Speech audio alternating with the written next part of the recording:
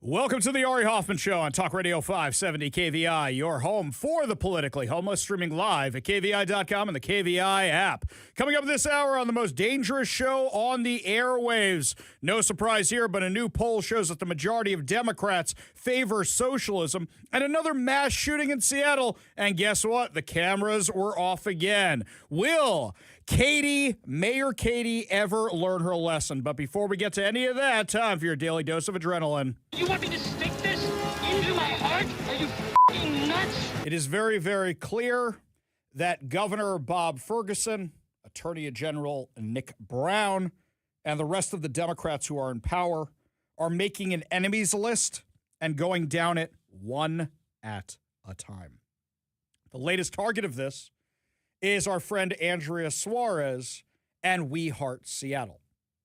Andrea got a little note in the mail saying she is now under investigation by the Department of Labor and Industries. She posted this video to social media last night.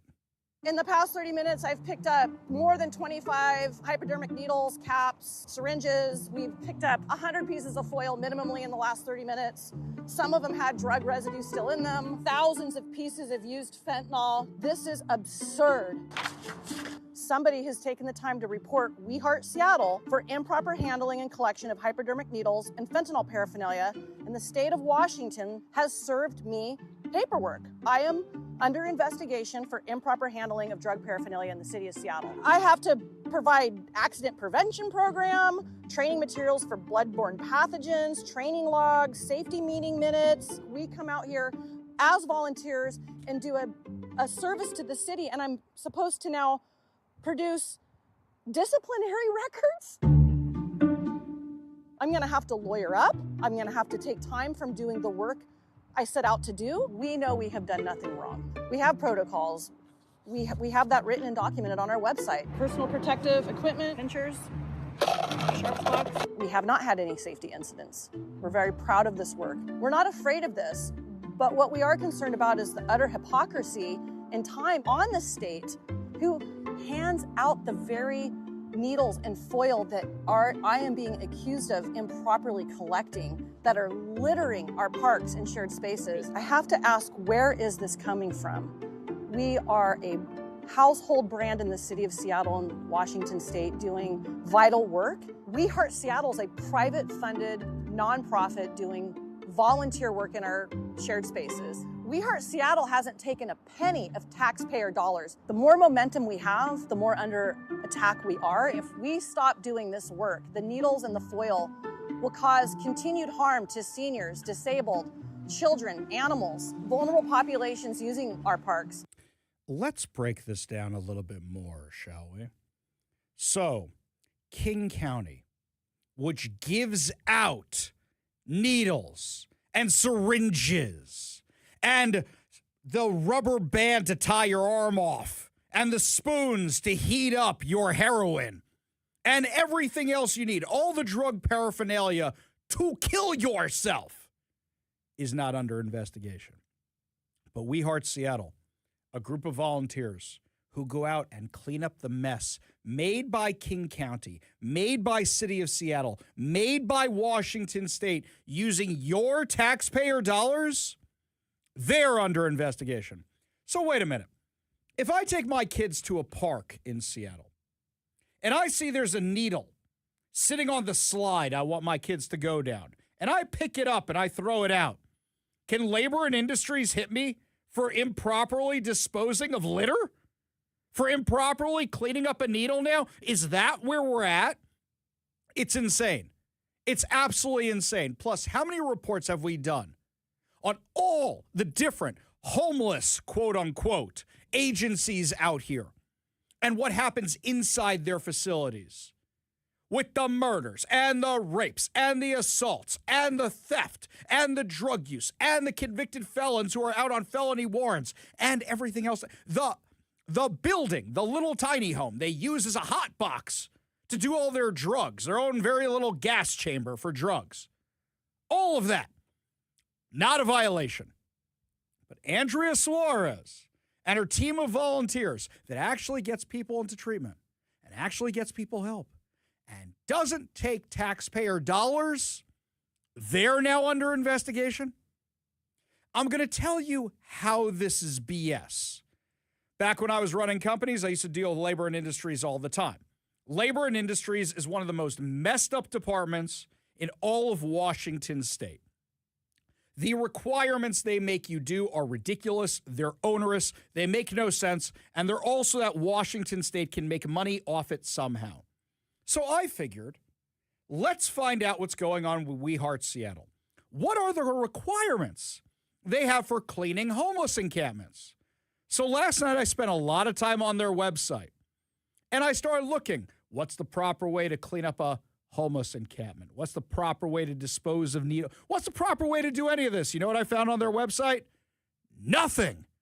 So how can you penalize her for violating labor and industries law if there's no regulations about any of this at all? Makes no sense. So I have a park very close to my house. Yeah. It's a tiny park. It's not very big. There have been homeless in there in the past in tents and whatnot. Not very many. But if I was to go over there and decide, hey, I just want to be a good neighbor and I have this park next door, I want to clean it up. And I went over there with a bag and one of those, you know what? I've got one of those little grabber things so you don't have to use your own hands. It's because sometimes I'll clean the trash up around my cul-de-sac at the end of my street. That's nice of you. You know? You're a good man. Well, I mean, the garbage picks up and, kind of gets all over the place. Sometimes if I have some time, I'll go out there and do it. If I wandered up there and I saw some drug paraphernalia and I decided to use the little pincers to grab them, throw them away or whatever, am I in violation? Yes. You would now be in violation. In fact, you know what? You just reminded me of something. So the day of service that Seattle does with the mayor where they all go out and they all clean up all these homeless encampments, all of them are now in violation. Every single one of them. But the agencies that give out the stuff, that put it on the streets, they're not in violation. Right. Which is insane. And you're saying that if I was like, hey, I want to do this properly, you go on the website, you can't find anything that says, like, is there a number I would call and say, hey, yo, I'm doing my thing, but I don't want to break the law. So can you come here? There's a bunch of needles stacked over in the corner of this park. Can you come pick them up? Well, Labor and Industries isn't going to come pick them up. You need the Find It, Fix It app for that. So that's a Find It, Fix It. I've used the Find It, Fix It. And we know how well the Find It, Fix It app works. Yeah. Yes. It's not great.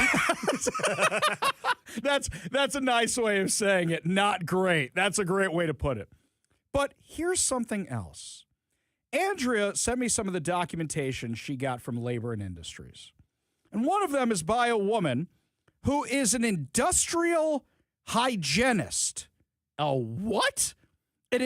Is that somebody who has a really powerful, like, pressure washer for your teeth or something? An industrial hygienist?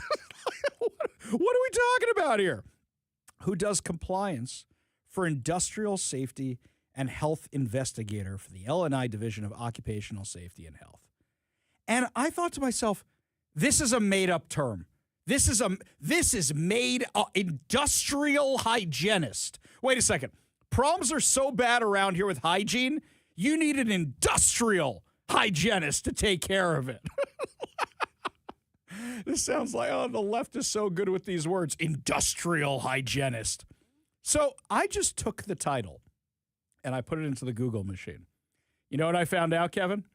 Labor and Industries is now hiring industrial hygienists, which means they are literally creating an inspection department to go after people like Andrea Suarez, Christine Moreland from The More We Love, all of our friends who do this, because they are showing that they are more effective than the taxpayer-funded programs that give people drug paraphernalia, that release them back onto the streets, that keep them addicted. Industrial hygienist. Are you kidding me with this? So, clearly what's happening here is Homeless Inc. sees Andrea as a threat. And I know that there's different businesses that reach out to Andrea.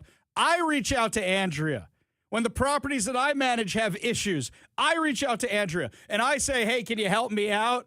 Can you come down here and do it? And guess what? The problem is solved. I don't use the Find It, Fix It app anymore. I reach out to Andrea or handle it myself, and that's a topic for another time. But they are threatened by Andrea. They are threatened by We Heart Seattle.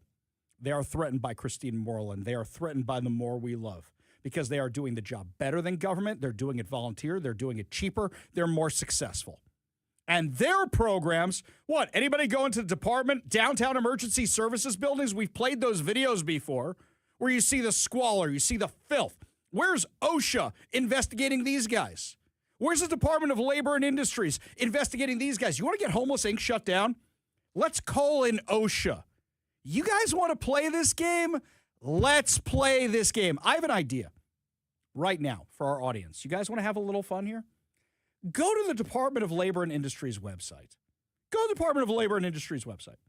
And I think what you should do is you should file complaints against Lehigh, Downtown Emergency Services, Share, Wheel, all the different Homeless Inc. organizations for the exact same thing they are claiming Andrea is doing. In fact, worse, you should say it's created all these health hazards. There's needles everywhere. There's crime everywhere. The police are there, especially if you live near one of these things. File complaints with Labor and Industries. I think I'm going to do that after the show today. I think I'm just going to take the documentation Andrea got, plug it into ChatGPT, have it spit out a few things tailored for each of these things, and just start reporting every Homeless Inc. facility. I think we should do that like when we blew up the hate crimes hotline. I think we should all do this. By the way, we do have the results from the hate crimes hotline, and the Ari's army is strong. I will tell you that, my friends. It's entertaining. I think if you are retired and sitting at home on your computer, I think you should go to the Labor and Industries website, and I think you should file a complaint against all these homeless agencies. Just do a quick Google search of all these homeless agencies here in Seattle and just file a complaint that they need to go investigate the facilities of every single one of them. Because this is the Democrats' game. They want to play this game. Let's play this game. But do you know why else you start an investigation into something like this? Because then you're trying to tar and feather Andrea Suarez and We Heart Seattle. Don't give money to that organization. They're under investigation. You don't want to be involved with something under investigation. That's the game. That's the whole game, to try and smear her. Because here, the allegation is worse than the crime. There is no crime. So they say she's under investigation. Wait till the Seattle Times gets a hold of it. Volunteer, nonprofit, homeless outreach organization under investigation for Labor and Industries violations. There's nothing there. And also, here's something else. Now Andrea has to prove she didn't violate a code that doesn't exist. How do you prove that you didn't violate something that doesn't exist? It'd be one thing if they had an actual thing on their website. Hey, here's how you have to do it. It's not there. How do you prove you didn't violate it? But this is the game. We've seen this play before. Democrats are predictable. Remember a few months back when all of a sudden Jim Brunner and the Seattle Times grabbed this nothing nonprofit organization that popped up to file PDC complaints against Brandy Cruz and Let's Go Washington, claiming that she was giving them an undisclosed campaign contribution by talking about repealing the income tax and protecting girls' sports and protecting parental rights on her show, even though those are her opinions. They're claiming it was an undisclosed campaign contribution to Let's Go Washington. Well, it's BS, but they were just doing that so they could say, investigation opened into Let's Go Washington. Investigation opened into Brandy Cruz and Undivided. Now, most people don't know that they tried to do the exact same thing to John Carlson and Kirby Wilbur when they were on KVI and they were working against the gas tax. And the people who supported that gas tax didn't like that John and Kirby, two conservative talk radio commentators, were talking against a tax. So they smeared them. And they said it's an undisclosed campaign contribution that you've given these guys. So now KVI is under investigation. Now the entire movement to stop the gas tax is under investigation. And they're still doing this nonsense on Friday, late Friday, Cairo 7 and Fox 13, months after this story already broke, now says formal investigation into Brandy Cruz and let's go Washington. This is the game. They try to smear you. This is the game. Now, mind you, I wrote a letter to the PDC, and I said there is nothing here about this complaint. People can voice whatever opinions they have, and it's already been decided unanimously by the Washington State Supreme Court in the case regarding Kirby Wilbur and John Carlson here on KVI. In fact, the ACLU wrote a letter supporting Kirby Wilbur and John Carlson in KVI. Do you think we'd ever get a Supreme Court ruling these days unanimous in our favor? Do you think the ACLU would ever write a letter backing any of us these days? But that's the game. This is the game. This is how they target you. This is how they smear you. They take away your press passes. They start auditing you. They start calling for investigations. They get the media to be mockingbirds and parrot their talking points. This is what they do to try and destroy you. You know what I did last night, Kevin? I was so wondering what they're going to come after me for next. I'm like, they're going to find a way to come after me. We all know this, right? So what's it going to be? So you know what I did? I went and looked up my old companies. I'm like, I closed those down, right? I went to the Department of Labor, Labor and Industries, all the secretary. I'm like, yes, I closed them. Because God knows what they would come up with. You haven't filed this. And they're all closed. Thank God. I checked everything last night because I do everything by the law. What could they possibly find on me? But they will make it up. Ari, you violated something with regard to this, that, the other thing. Good, show me where. Well, we can't. It hasn't been created yet, but you violated it. That's what they're doing to Andrea Suarez right now. That's literally what they're doing. That's what they're doing to Let's Go Washington. That's what they're doing to Brian Cruz, to Brian Haywood and Let's Go Washington. That's what they're doing to Brandy Cruz. That's what they're doing to everybody. It is insane. It is sick. It is twisted, and it's evil, and it's predictable. Predictable. I mean, what? You think they just took away my press pass for fun for the Washington legislature? You think they just ban Jonathan Cho from press conferences just for fun? No, it's because we're the ones who are actually calling out what's happening here in Seattle. We're the ones who actually speak truth to power. We're the ones who actually ask questions when we go to these. Why do we all now know that the Seattle police chief, former Seattle police chief Sean Barnes, didn't live in Seattle? There had been rumors, there had been reports, but when he didn't show up for the Bite of Seattle press conference, and they said an acting chief was filling in, a little radio host raised his hand and said, "Where's Chief Barnes?" Nobody else asked that question. Nobody else asked that question. And now you see what happened. They are petrified of us, and they are trying to shut us up. They are trying to shut us down. Every time Andrea Suarez goes out there and posts a video about all the trash she's collected, all the needles she's collected, it is an indictment of Homeless Inc. of how they have failed. And since the World Cup, it has only gotten worse here in Washington. We thought we might get a little reprieve. I thought we would have till the end of the summer. One of the few times in my life I was wrong. It is back with a vengeance. That's worse than it was before. Infinitely worse than it was before. Because Katie Wilson allows a permissive environment where you can do whatever you want. This is the game. This is the plan. And they're trying to scare off people from supporting us. Zach Abraham from Know Your Risk Radio. They are auditing him because he sponsors Brandy Cruz's show. And now they're auditing him. They try to scare off your sponsors. They try to silence you. This is the game. So let's have a little fun with them. I want you to go to the Labor and Industries website. I want you to do a list of the homeless agencies here in Washington, like the Low Income Housing Institute, like the Downtown Emergency Service Center, and I want you to start filing complaints.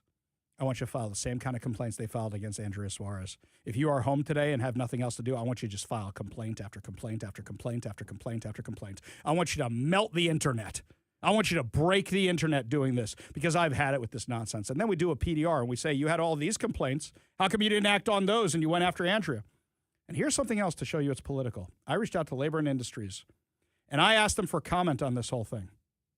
The media guys had no idea what I was talking about, which means somebody in Labor and Industries decided this is how we get her. This is how we go after her. And that's exactly what they're doing. You want to know what's at stake this election cycle? You want more of this? If the Democrats get a majority, all we'll be able to do, a supermajority, all we'll be able to do is report on their insanity, not stop their insanity, and we'll become the true canary in the coal mine for the rest of the country about what happens under one-party rule, a total destruction of a once beautiful state. That is what is at risk this election cycle. You want all the companies leaving. You want all the people who make money leaving to be replaced with drug addicts on the street who are funded by taxpayer dollars of the few people who can't move, who are left. That is what is at stake this election cycle. Are you with us for the fight? Because you better mount up, my friends. We're going to be having more calls to action. We need your help because they are coming after all of us. And we need to show them there's a lot more of us than there are of them because I know you're out there. Speaking of the insanity of one-party rule, another mass shooting in Seattle. This time the cameras were also off. Is Katie Wilson going to learn her lesson? That and your calls when we come back. You're listening to The Ari Hoffman Show.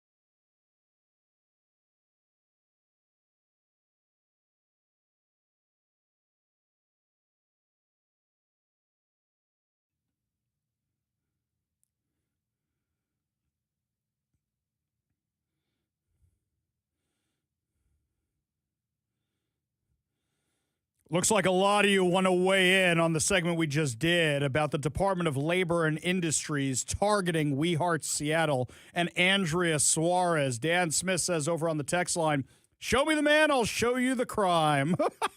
So true, so true. Luann says, hey, Ari, I just donated to We Heart Seattle. I challenge Ari's Army to donate whatever amount they can before the end of the show. Great idea, Luann. And also, I'll tell you something else.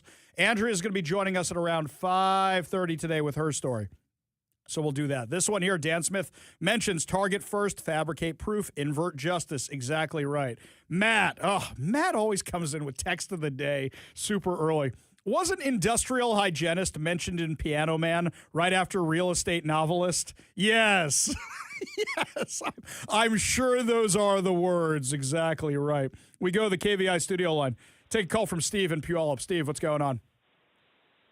Hey, Steve. The Andrea should start a counter lawsuit. Don't we have a needle exchange program in Seattle, or did they change that? Oh, no, we still have that. And in fact, it's not a needle exchange program. It's come up, walk up to them. I've done it. Walk up to them and say, I'd like a box of needles. And they say, how many boxes would you like? And you don't have to give them anything.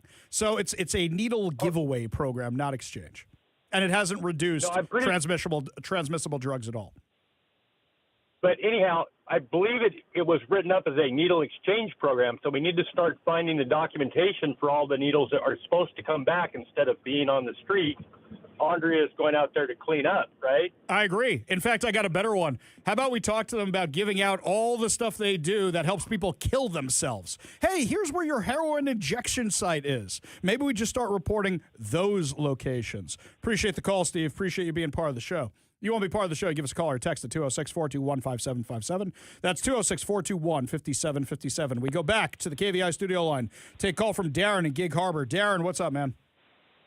Hi, I wanted to explain what an industrial hygienist is. Yes. I do a little bit of work with labor and industries in the construction side.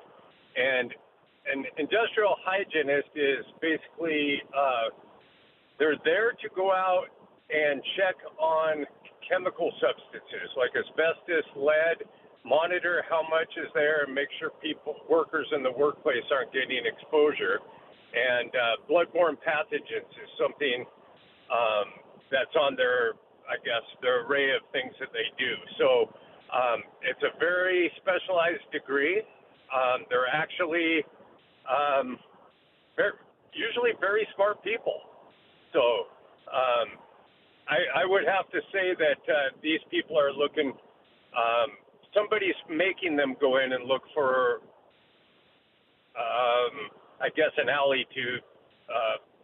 Yeah, probably they're sending them in to go look for pathogens is what they're going to claim. But then the real question is, why aren't you going into Downtown Emergency Services Center? Why aren't you going into those buildings which we know are disgusting? Why aren't you going into Plymouth Housing? Why aren't you going into any of these organizations that we know have massive problems, that we've seen the documented issues with them? Why aren't you doing that? And you're going after the lady who's trying to clean it all up. Darren, I really appreciate the clarification on that. Appreciate the explanation. You want to be part of the show, you give us a call or a text at 206-421-5757. That's 206-421-5757. Meanwhile, switching gear over to what happened this weekend in Seattle. According to Como News, gunfire erupted in Seattle's Pioneer Square neighborhood early Sunday after a fight outside a bar spilled into a street near the First Avenue. Wow, we really are back to the old pioneering days of the Wild Wild West out here. A bar fight spilled out into the street in Pioneer Square, leaving one person wounded, multiple vehicles, and nearby businesses damaged. 911 callers reported shots fired in the area around Cowgirls, Inc. Well, we don't have real horses around here, so we're going to use the mechanical bull. I get it. I understand what's happening now. Everybody just wants to play cowboy from Cowgirls. I get what's happening here. Multiple officers responded to the scene, and you think afterwards they're going to start doing an investigation. Hey, who was riding the bull? Hey, who had too much to drink? Who opened fire first? Yeah, actually, you know what happened? The cameras aren't on. And why aren't the cameras on? Because they're in technically the stadium area, and they were turned off by Seattle Mayor Katie Wilson after the World Cup. So now you can't figure out who actually did the shooting. Sound familiar, doesn't it? Doesn't that sound like something we've discussed a whole bunch of times on the show here before? Seattle Police Officers Guild tweeted this out. Here we go again, Mayor Katie. Another violent shootout. 3 city surveillance cameras within view, all turned off by the mayor's order. SPOG warned what would happen when proven public safety tools were taken offline. Now Seattle is right back where we started. Deja vu. Also, a new study is out, a new survey taken of Seattle residents, showing that 75% of Seattle residents want the cameras turned on. When we talk about the silent majority, that means those activists are the other 25%. 75% want the cameras turned on. At what point, how many L's is Katie Wilson going to take? Well, actually, the biggest L, I don't know if you guys saw it this weekend. Kevin, did you see the video of her dancing this weekend? So Katie Wilson does her first public appearance, and she's dancing with a rapper. And shall we just say she looks like Elaine from Seinfeld with the thumbs and the kick and the whole. That's what she looks like. It is that bad. So still no suspects descriptions of the Bite of Seattle shooting. Nothing like that. Cameras turned off for this. But let's go try and dance with a rapper who's black. You really, really white girl, you, who has no rhythm on a good day. Yeah, well done, everybody. Really fantastic. We're being run by morons. Speaking of morons, a majority of Democrats favor socialism, according to a new study. We'll discuss it when we come back. You're listening to The Ari Hoffman Show on Talk Radio 570 KVI.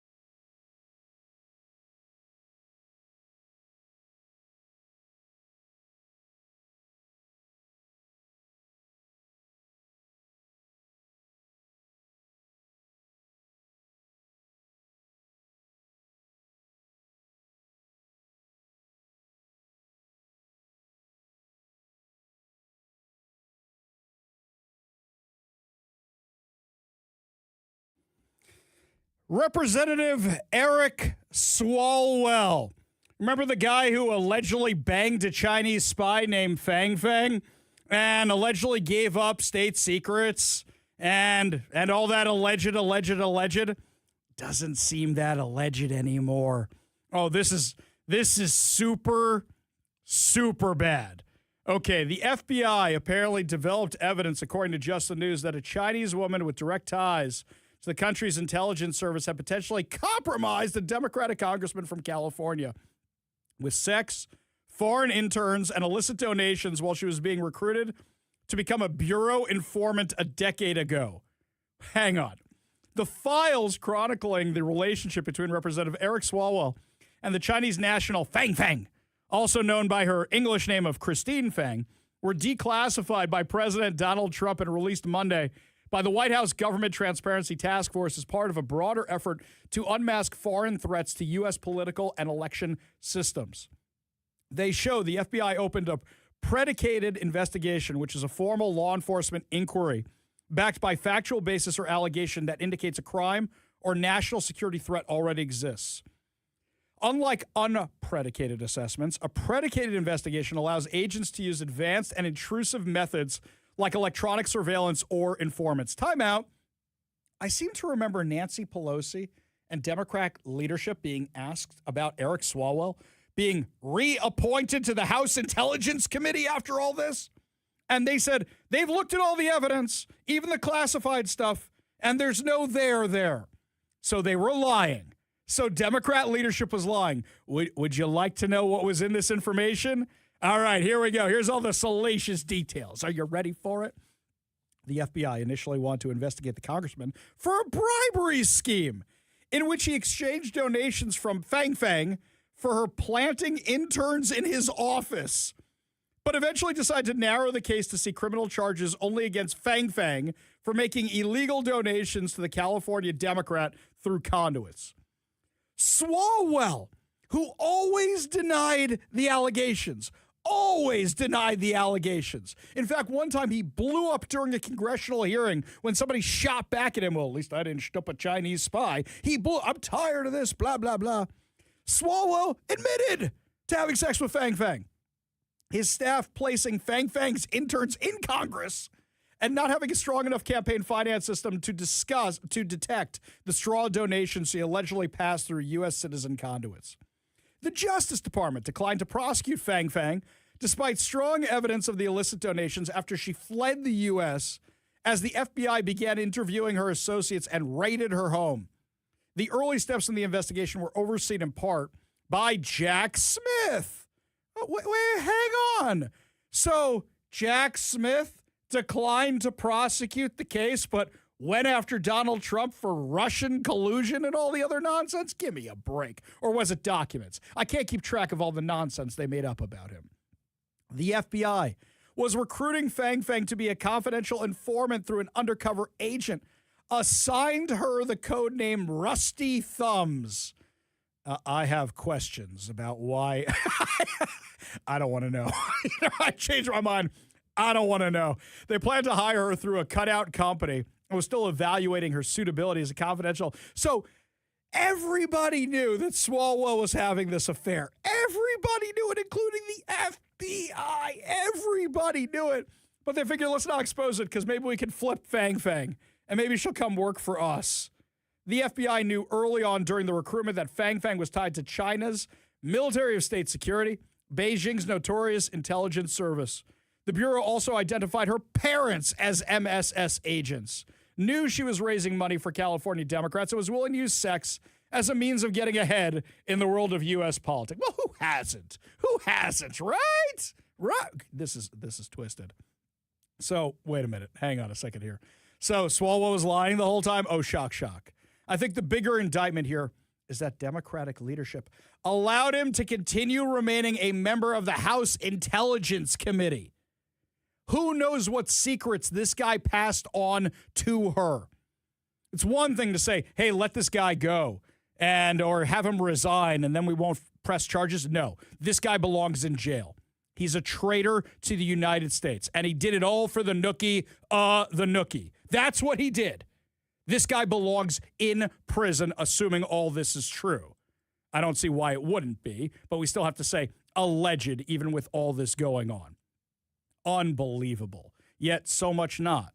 We were so gaslit by the Democrats. There's nothing to see here.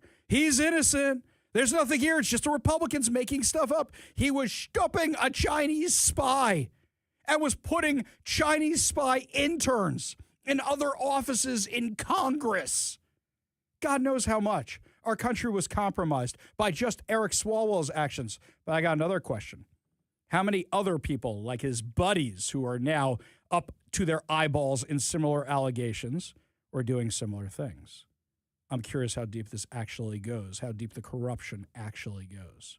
Well, you know what? Soon this may not be a big deal in America. They might really enjoy the whole communist idea because a whole bunch of Democrats are now supporting socialism. According to CBS News, Democratic voters in the U.S. have a more favorable view of socialism than capitalism. The poll showed that among all those surveyed, the free market system is seen as a good thing, and over the left-wing economic system of socialism. So, overall, U.S. voters see socialism negatively, with 42% having a disapproving view of socialism, only 35% having a positive view. Now, mind you, the majority of Democrats, 58%, have a positive view of socialism. This is not the Democrat Party of JFK. This is not the Democrat Party of Harry Truman. This is not the Democrat Party of your parents. This is not your Democrat Party from even a few years ago. This is now the full-on Hassan Piker, Abdul Rahman El Sayed, jihadi communist Democrat Party. Can't even be democratic anymore. They don't want Democrat. They want total authoritarian rule. That's what they want. And it's in the surveys here. So this is how democracy dies, with thunderous applause. Up next, my friends, apparently the WNBA just can't get out of their own way. In fact, making more trouble for themselves by banning certain types of clothing from their arenas and certain people's names from Reddit. Give you all details when we come back. You're listening to The Ari Hoffman Show.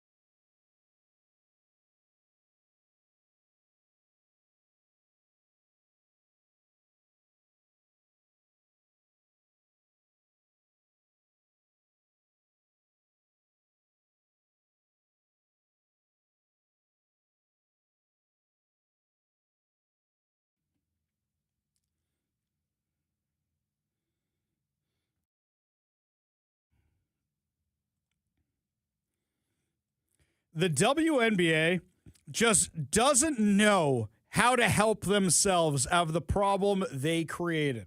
I think the woke report for the last 3 weeks has basically just been WNBA stories because they are such morons.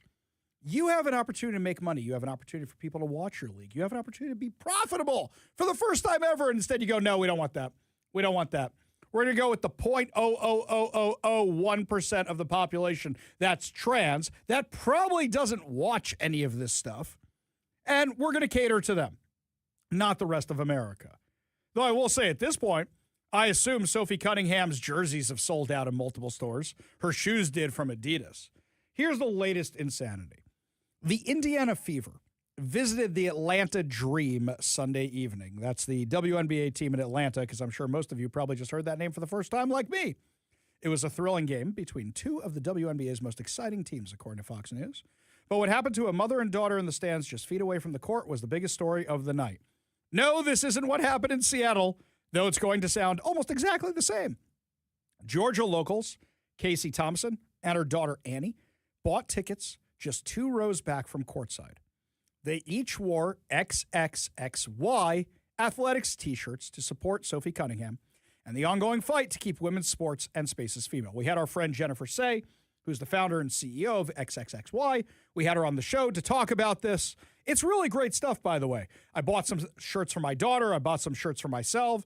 There's one which has, it's a really great one. It's got the American flag on the back and it says Save Women's Sports. Bought that one for myself. My daughter sees it and she goes, nice shirt, Dad. You want to be the hero for your daughter and your spouse and everybody else? You go buy one of these shirts. Anyway, so one of them wore an XXXY shirt with the letters and stars and stripes, while Annie wore Riley Gaines' piece with the XX on the front and For the Girls on the back. They were able to wear the shirts with no hassle or issue until overtime. So hang on a second. You've now gone through 4 quarters of basketball and halftime. But now overtime, that's a bridge too far. That's a bridge too far. A security guard came over to them at overtime. About halfway through the 5-minute overtime period, the game's over. The game's over at this point. A security guard tried to get Casey and Annie to leave their seats to talk to him. Okay, first of all, you come to me in the middle of a game I care about during overtime. You want to talk to me now? My father likes to tell the story about the amount of times when I was a little kid and had to go to the bathroom when it was like bottom of the 9th and bases loaded kind of stuff. So Casey responded. So apparently what happened was the security guard told them that a fan was offended by their shirts. So they had to provide the Atlanta Dream Wellness and Health Night shirts or they would be escorted out of the building. To this, Casey responded by saying, biology and science is offensive, before reluctantly agreeing to put on the shirt so they didn't miss the last 2 minutes of overtime, where the Indiana Fever eventually secured a 95-91 victory. So Sophie Cunningham and the Indiana Fever won. But the more insane thing about this is they made them cover up their shirts at the end, the extra end of the game, which is bonkers crazy. Absolutely nuts that they made them do that. Insane. Absolutely insane. By the way, sitting next to them were people with like trans rights matter and they didn't make them cover up their shirts. None of that. If you're going to do this, be consistent. If you want to say no political messaging, even though XXXY isn't political messaging, but if you're going to do that, then make everybody do it. So, with about 2.5 minutes left in overtime, the Thompsons are seen on the ESPN broadcast with the tan Dream shirts in hand. They can be seen talking to fans around them who said they love their shirts and showed support for them and Cunningham throughout the game. With about 1 minute, 30 seconds remaining, both Casey and Annie had put their shirts on. You know what I would have done? I would have put it on, but I think I would have tied it up somewhere. Like, you told me to wear the shirt. You didn't say cover up what I'm wearing. According to the State Farm Arena prohibited item list, clothing, garments, or signs displaying explicit language, profanity, or derogatory characterization towards any persons is strictly prohibited. The NBA Fan Code of Conduct states, obscene or indecent messages on signs or clothing will not be permitted. Well, guess what, guys? I don't know which one that actually qualifies as, because biology shouldn't be offensive, except to people who really need to have their heads examined, because that's what's going on here. Lots more to discuss as the show continues, my friends. Up next, a Washington Democratic lawmaker fined over massive ethics violations, and a hopeful Democrat busted for DUI. We'll discuss that plus a whole lot more when we come back. You're listening to the Ari Hoffman Show on Talk Radio 570 KVI.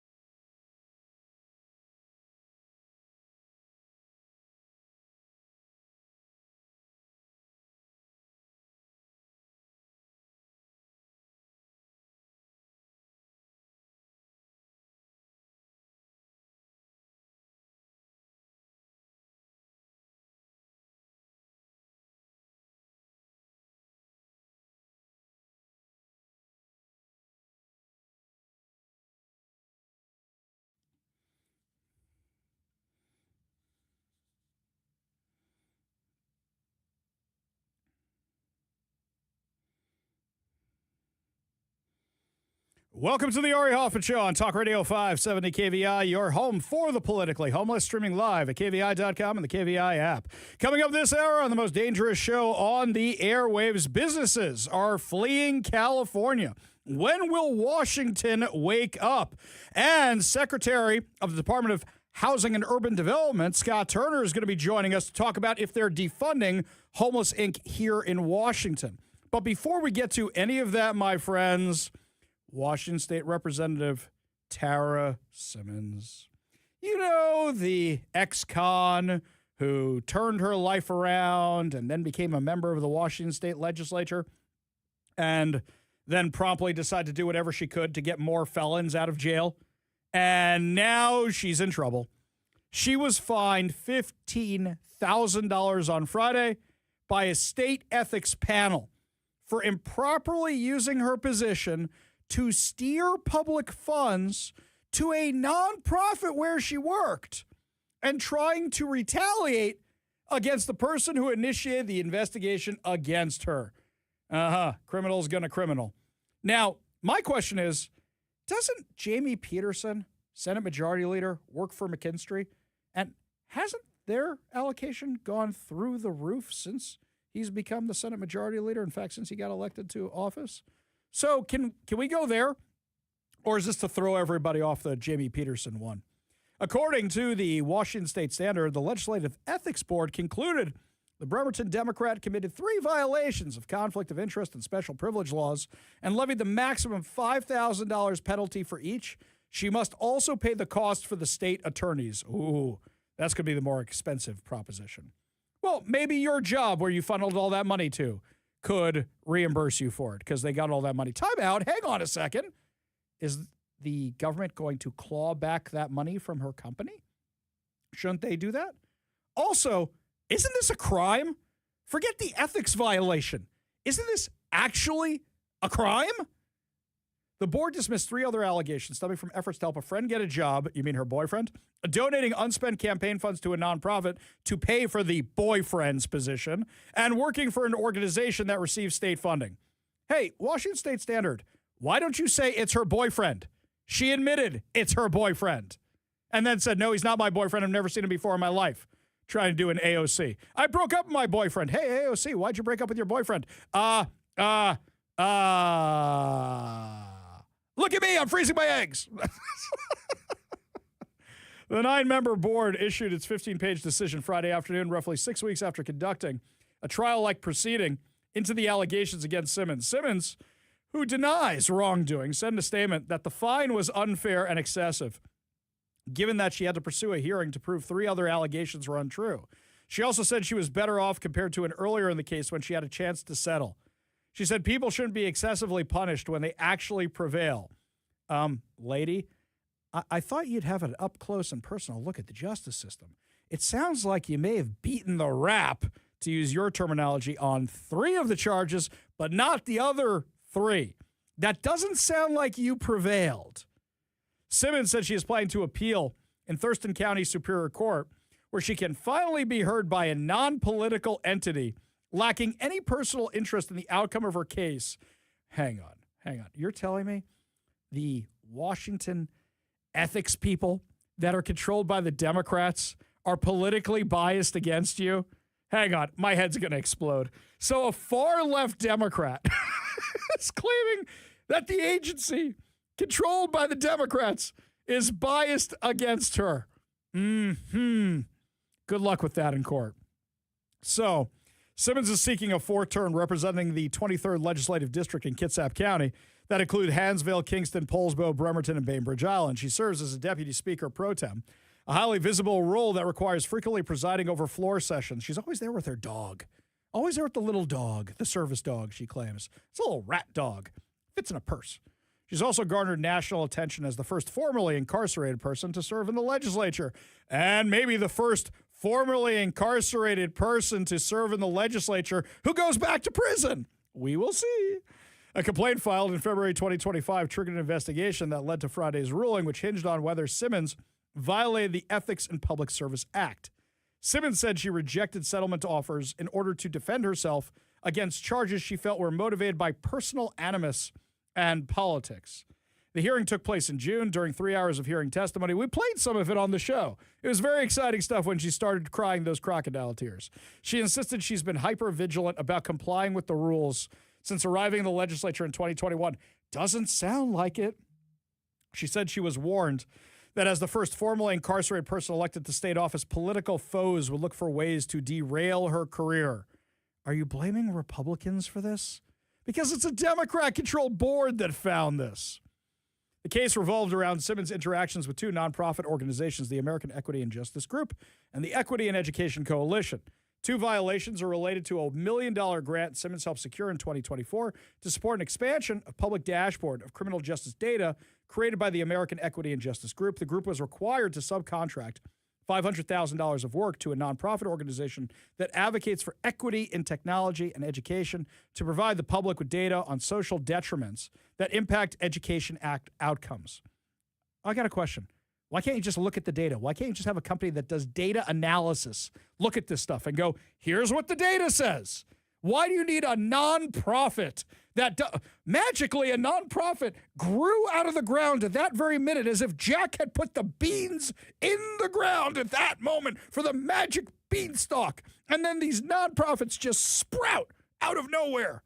Incredible, incredible, amazing. The only qualifying subcontractor, the only one, because nobody else does this insanity, was the Equity and Education Coalition. So hang on a second.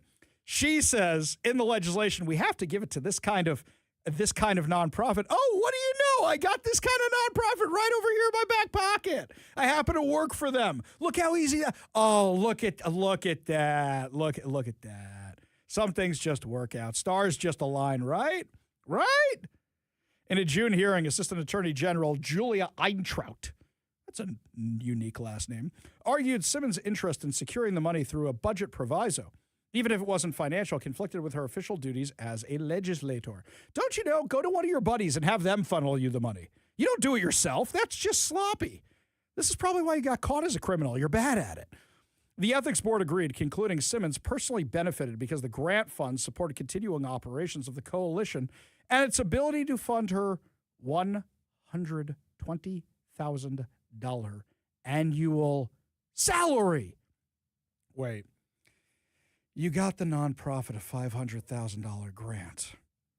You make $120,000 a year. You just paid for your own salary for the next 5 years. Wow. Just wow. Wow. You got to give it to the Democrats. They have no shame at all. No shame. Never think they're going to get caught. The ethics board agreed, concluding Simmons personally benefited because of this. The second violation stemmed from what the board deemed Simmons' improper intervention in a dispute between the two nonprofits, the outcome of which preserved funding for the coalition. This isn't the only Democrat behaving badly. According to the Washington State Standard, authorities charged a Washington State House candidate Thursday with impaired driving that resulted in a 5-car crash in Tacoma earlier in the week. This person's not on my voter's guide, right? No, of course not. Okay. Christina Perez is accused of driving her pickup truck into a parked car. This reminds me of a mama joke. Kevin, you probably heard this one when you were a kid. Your mama's so dumb she got hit by a parked car, right? That's kind of just causing a chain reaction that left 3 other cars damaged on the 3700 block of South G Street in Tacoma near Lincoln High School, according to charging papers filed at Tacoma Municipal Court. She later failed to give an adequate breathalyzer sample, police say. What does that mean? Okay, we're going to leave those jokes alone. Perez's attorney had said she was scheduled to be arraigned on the driving under the influence charge Monday afternoon, but the hearing is scheduled for the morning of September 18th. Perez, a Democrat, is in the middle of an election campaign that could unseat Representative Melanie Morgan. Okay, I think Melanie Morgan isn't going to get unseated after this. That's just a guess, by the way. You know what? Maybe we should reach out to Melanie Morgan. I know she's a Democrat, but Krista Perez is a socialist. I think we should have Melanie Morgan on. What do you guys say? Let's have Melanie Morgan on the show, huh? She led Morgan in the primary by about 2 percentage points, running to the incumbent's left with heavy support from organized labor. Her campaign in the 29th Legislative District is one of several tests across Washington of whether a progressive challenger can unseat a more moderate Democrat. Hey, Who hasn't won a primary and gone out and gotten wasted and then crashed into a parked car? Right? Who hasn't? Who hasn't? Her defense attorney said Friday he hopes we can stay focused on an important campaign. Yes. The campaign to stop drunk driving. Okay, time out a second. There's no excuse to drunk drive in this day and age. There really isn't. I understand back in the day you might have said, well, the car and how do I get home? Uber. It's called Uber. Use the Uber, right? So here's his defense. You ready for this one? Okay, here we go. This is great. We're talking about a DUI. It's not like we're talking about felony murder here. Oh, okay. Okay. So since she didn't kill anybody while driving drunk, that's okay. but you know, it's just a DUI, right? Says no matter what happens in this case, there's still homeless people. We need to get off the streets. Wait, what? This is her attorney speaking right now? Well, the homeless people will get off the streets real quick if they see a car coming for them. Oh, no, probably not. They're in the middle of the Fetty fold. He says, I hope we can stay focused on what's relevant. You know, normally these things are my client's innocent and they will avail themselves of the Justice Department. Here it's, oh, no, she be drunk. She did it. But let's focus on the issues at hand here, right? So Perez hasn't responded to direct requests for comment. Morgan couldn't be reached either. You know what? We're going to get Morgan on the show. I'm reaching out to her tonight. After the crash, an officer noted Perez smelled of alcohol, appeared confused. She confirmed she was driving, but reported she didn't know what had happened. Yikes. Her Chevy Silverado was nearly on top of another car, and her driver's airbag had been... Okay, do you know how fast you have to be going to go up on another car? Do you know how the impact angle... I mean, unless it's a Corvette or something low to the ground, he just drove up on top of it. She told investigators she'd had a glass of wine at a glass. Sure. When they asked how much, the paper said she told them to ask winery staff and appeared offended by the question. She then rated her level of intoxication at a 4 on a scale of 1 to 10. You have to be drunk. You have to be really drunk to admit you've had any alcohol at all to the police officer. I'm not drunk. You're drunk. Sorry, it's too crazy. It's too crazy today. So the officer asked her to perform a field sobriety test to see how impaired she was. She repeatedly told authorities she didn't understand. Perez said she wanted to go home before taking the test, but officers told her it wasn't an option. She eventually declined to participate in the sobriety test. You know what I just realized? Somebody should file a public disclosure request for the body camera footage of this incident. I know what Hoffman's doing tonight. Let's get some body camera footage. This is going to be great. I want to see her go, you go ask the waitress. You go find out how much I had to drink. Oh, this is going to be great. Due to Perez's odor of alcohol, noticeable mood swings, slurred speech. Well, let's be fair, right? I mean, didn't this happen in Olala? I mean, that's just trying to pronounce the town, right? Red eyes and unsteady gait. They must have been scrutinizing her gait. Tacoma police arrested her. At Tacoma Police Headquarters, she reportedly agreed to provide breast samples after speaking with her attorney. Yep, has it been an hour? Has it been an hour? How many drinks did you have? Do the math. Okay, carry the one. Yeah. You can do it now. She was booked into Pierce County Jail, where she spent 6 hours before being released. Perez works for the state as Strategic Partnerships Manager for the Department of Commerce. Well, that wasn't very strategic of you, now was it? She mounted a failed bid for Tacoma City Council last year. She has repeatedly attacked Morgan, her campaign opponent, for her vote against the state income tax on high earners that the legislature passed earlier this year. All right, we're definitely having Morgan on the show. All right, she's a Democrat we can talk to. We are going to reach out to this nice lady and get all the dirt, or rather just find out about the other campaign. By the way, you think your vote doesn't count in this race? I don't know if you've seen this one. According to the Washington State Standard, 2 votes separate 2 Democratic hopefuls as they battle for a chance at an open Senate seat in Northwest Washington.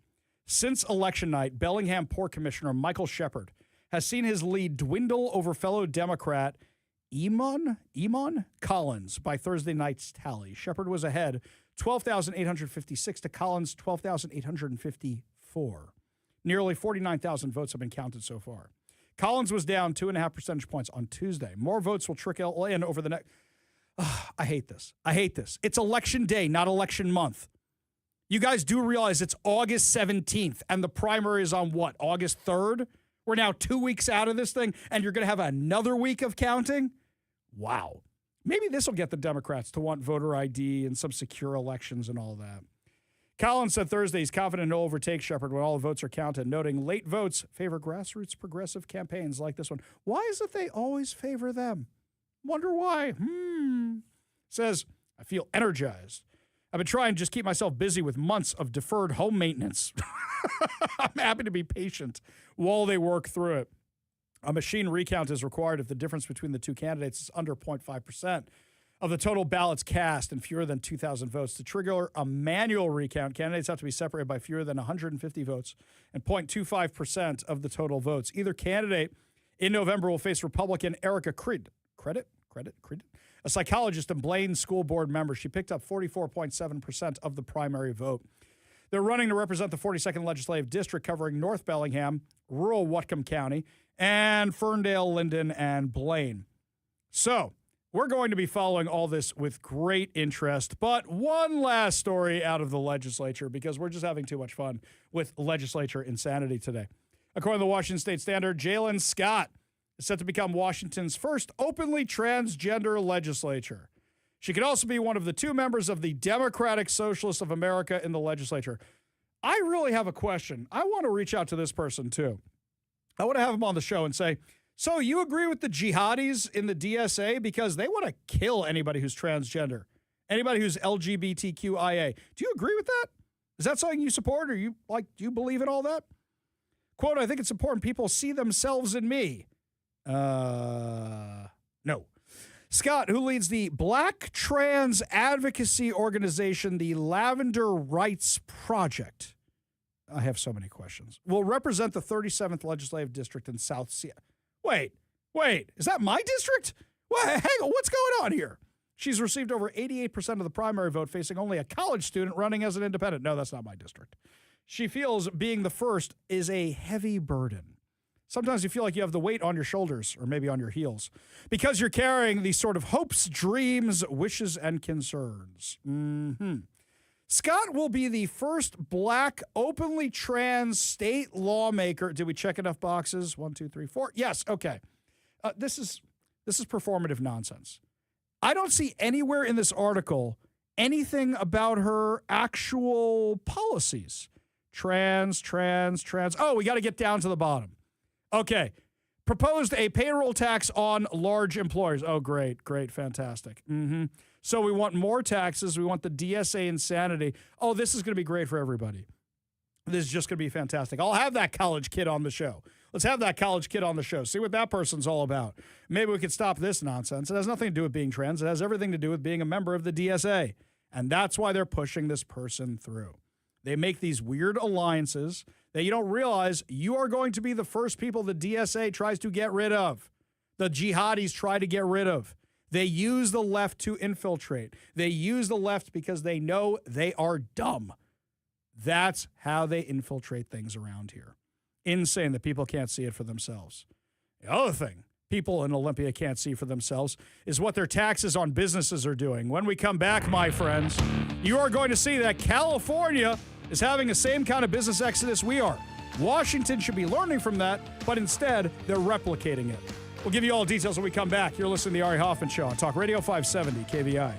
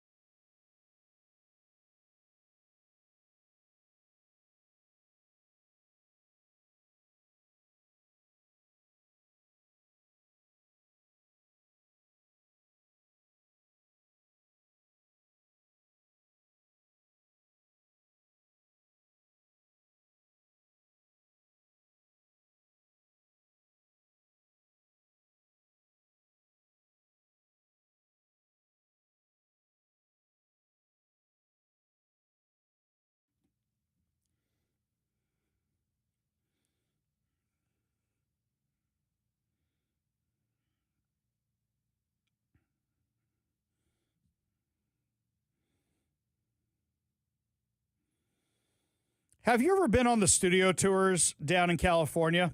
Not just Universal Studios. Yeah, you got the backlot tour. It's more of a ride these days. It's not like in the old days where the entire place used to just be the tram tour and they had a lot cooler stuff.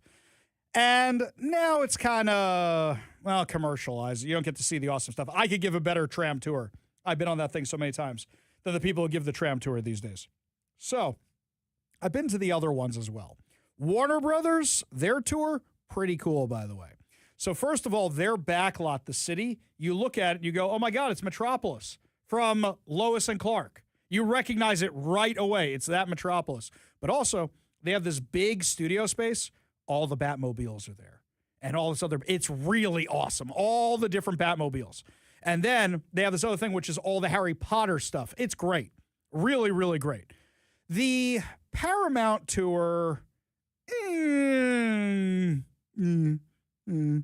okay, well, Jay Inslee's not joining us today, but it's kind of like that. It's okay. It's fine. Shall we just say it's fine? Well, also, how many movies are they really making in Hollywood anymore, right? Paramount CEO David Ellison is reportedly considering moving CBS News out of New York City as the company's legal fight with its state attorney general over its proposed $110 billion acquisition of Warner Brothers Discovery heats up. Sources close to Paramount told the New York Post that moving CBS would give Ellison greater leverage against the California Attorney General-led coalition of 12 states looking to block the merger. So they might move CBS News out of New York because they employ roughly 1,200 people worldwide, with a large portion based in the Big Apple. A massive relocation would no doubt have a major impact on jobs and the city's media industry. Now, what if they say, yeah, and hey, Attorney General Bonta, you keep up this nonsense. We're pulling Paramount Studios out of California. Let's find some state in the Midwest somewhere. I don't know, somebody who's kind of a red state that would like to have all this kind of stuff there. We'll do that. They'll take our tax dollars instead of you guys. That'd be crazy. CBS Broadcast Center in Manhattan could also be sold for billions of dollars, according to a source close to the company. Yeah, but then you need somebody who's actually willing to buy it. And as we're seeing with the housing market here in Washington, that's not necessarily a certain thing. The potential move comes after Paramount's board approved a plan to relocate its Hollywood studio operations out of California if Bonta refuses negotiations. By the way, at this point, if LA has such an overcrowding problem, all you got to do is turn that studio space into a giant homeless encampment.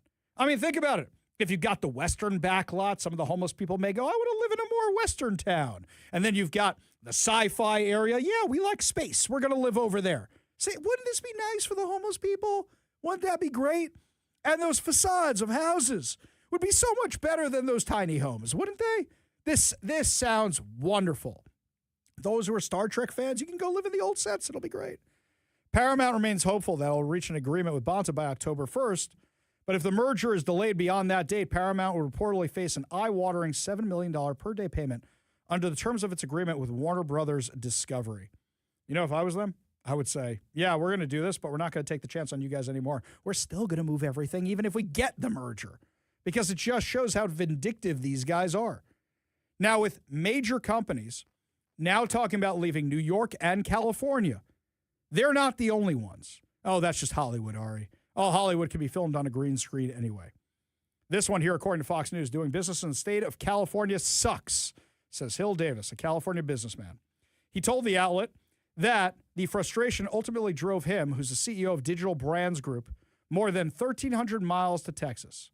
The apparel and e-commerce company relocated its headquarters to Round Rock, just north of Austin, leasing roughly 70,000 square feet of warehouse and office space as it expands its collegiate sports apparel business. Davis said the sprawling Texas facility cost roughly the same as the company's former space in Vernon, California, about 5 miles south of Los Angeles, and rent was only part of the equation. He pointed to California's high cost of living, long employee commutes, and the rising cost of doing business, including defending against lawsuits. He says you start to add all those things up, it doesn't work, it doesn't make sense, it's too hard. The relocation comes as California wrestles with a much bigger question about whether the state's costs, taxes, and regulations are driving away the businesses and wealthy residents it relies on. I wonder if that's happening in California. This sounds really familiar to me. almost like something we're going through in Washington. Here, wait. Tell me if this sounds familiar. I'm just reading from Fox News here. That debate has intensified around a proposed one-time tax of up to 5% on Californians worth more than $1 billion. Well, when all the billionaires leave, they're going to go after the millionaires. And when all the millionaires leave, because Hollywood, Warner Brothers, Paramount just picked up and left, who do you think they're going to go after next? Just like here in Washington. Supporters say the billionaire tax could raise billions for healthcare and other public Doesn't it sound familiar? I've heard this somewhere before by asking the state's wealthiest residents to pay more. Opponents warn it could instead send major taxpayers packing and take future tax revenue with them. California is already seeing taxpayers and their income move elsewhere. Los Angeles County led the nation in taxpayer losses in the latest IRS data with a net 17,496 tax filers, leaving for other states and taking nearly $1.9 billion in income with them. You know, there's that website that's been keeping track of all the companies that are moving out of Washington. I think it also tracks, I have to go back and double check, how much revenue they're taking with them. I wonder how much that is. I mean, Bezos took basically $1 billion with him when he left. It badly impacted the Washington state budget. What do you think is going to happen to everybody else? Now, the only thing that's their saving grace right now is that Washington's crazier than California. So a lot of the people who moved here from Silicon Valley are actually going back down there for tech because they realize that we've lost our minds up here in Washington. What does it say? That you're crazier than California. That's Washington state. Now, what's funny to me is now they're saying, oh, no, there's not going to be a big stampede. It's not going to be a huge amount of people leaving California. Want to bet? If these taxes pass, that's exactly what's going to happen. That's exactly what you're going to see here in Washington. It's what you're already seeing happen here in Washington. If only we had a couple states that could show us what it would be like if we imposed these stupid policies. Oh, wait, you can in California. And as opposed to doing anything about it, Washington lawmakers go, that's a great idea. Let's try the same thing to wreck our economy as well. Absolutely insane. Up next, my friends, from the Trump administration, Secretary of Department of Housing and Urban Development, Scott Turner, is going to be telling us now they've cut off the money to Homeless Inc. down in California, is Seattle next on their list? We'll give you all details when we come back. You're listening to the Ari Hoffman Show on Talk Radio 570 KVI.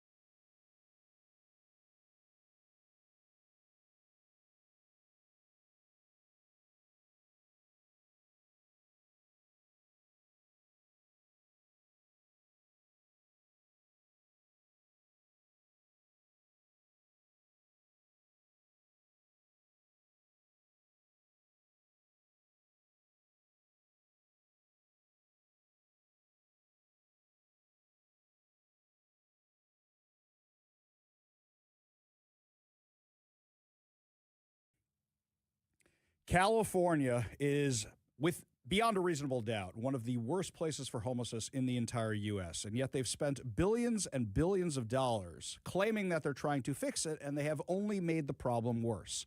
Well, now the Trump administration is saying we are cutting off that flow of cash because you guys are misspending it, and if you actually want it, you have to do things that actually end drug addiction, actually end homelessness. Joining us now to discuss on the KVI studio line, Secretary of the Department of Housing and Urban Development, the one and only Scott Turner. Thank you so much for being with us today, sir. Great to be with you. Thanks for having me. Such a pleasure. So why don't you tell me exactly the kind of stuff you guys were seeing in California that tipped you off that they are not good stewards of federal money anymore? Well, in this last year in our country, 1.5 million people were homeless or living in taxpayer-subsidized housing for the homeless neighbors in our country. And that's a 67% increase from 2013. And in our country, previous to the Trump administration, we've been calling that a success. Well, that is a complete failure. The Housing First model is a failure. It was set forth in 2013 to eradicate, to get rid of homelessness, where you just essentially warehouse homeless men and women and families and create a homeless industrial complex, while yet people are dying inside of apartments, inside of empty buildings, vacant buildings, all while using taxpayer dollars. And so when we came in under President Trump at HUD, our team, we said we need a new play, a new playbook, a different way to approach our continuum of care and not just house people, but literally get to the root problem of homelessness. And as you alluded to, that's drug addiction, it's mental illness. And so how can we put wraparound services around people, get them healed and treated and then transformed and back to a life of self-sufficiency? And so that's kind of the context, that's the history behind it, and that's us looking forward. We got to change this paradigm from housing first to treatment first. House them, treat them, get them healed, and back to a life of self-sustainability, because this is taxpayer dollars, over $4 billion that we're talking about, and so we have to have results for the American people. Now, you aren't just talking about failure. You're talking about waste, fraud, and abuse that you guys found as well. What kind of stuff was there? Absolutely. So in L.A., California in itself literally has led our nation in homelessness over the last 2 decades. And L.A. is really the epicenter of homelessness with mental illness, drug addiction, and the fraud and the abuse that we found in LAHSA. So we cut off the funding to LAHSA because we found that, they couldn't even account for 2,300 housing spaces that they were responsible for. We also found that they couldn't even keep up with people that were leaving empty hotel rooms because they weren't having accountability or accountability measures in place. Again, this is taxpayer money. LAHSA has received over $1 billion in the last 5 years. That's $1 billion of taxpayer dollars with no results. And a couple of years ago, we found that the former CEO of LAHSA, they gave a contract to her husband's employer, which goes against a federal conflict of interest.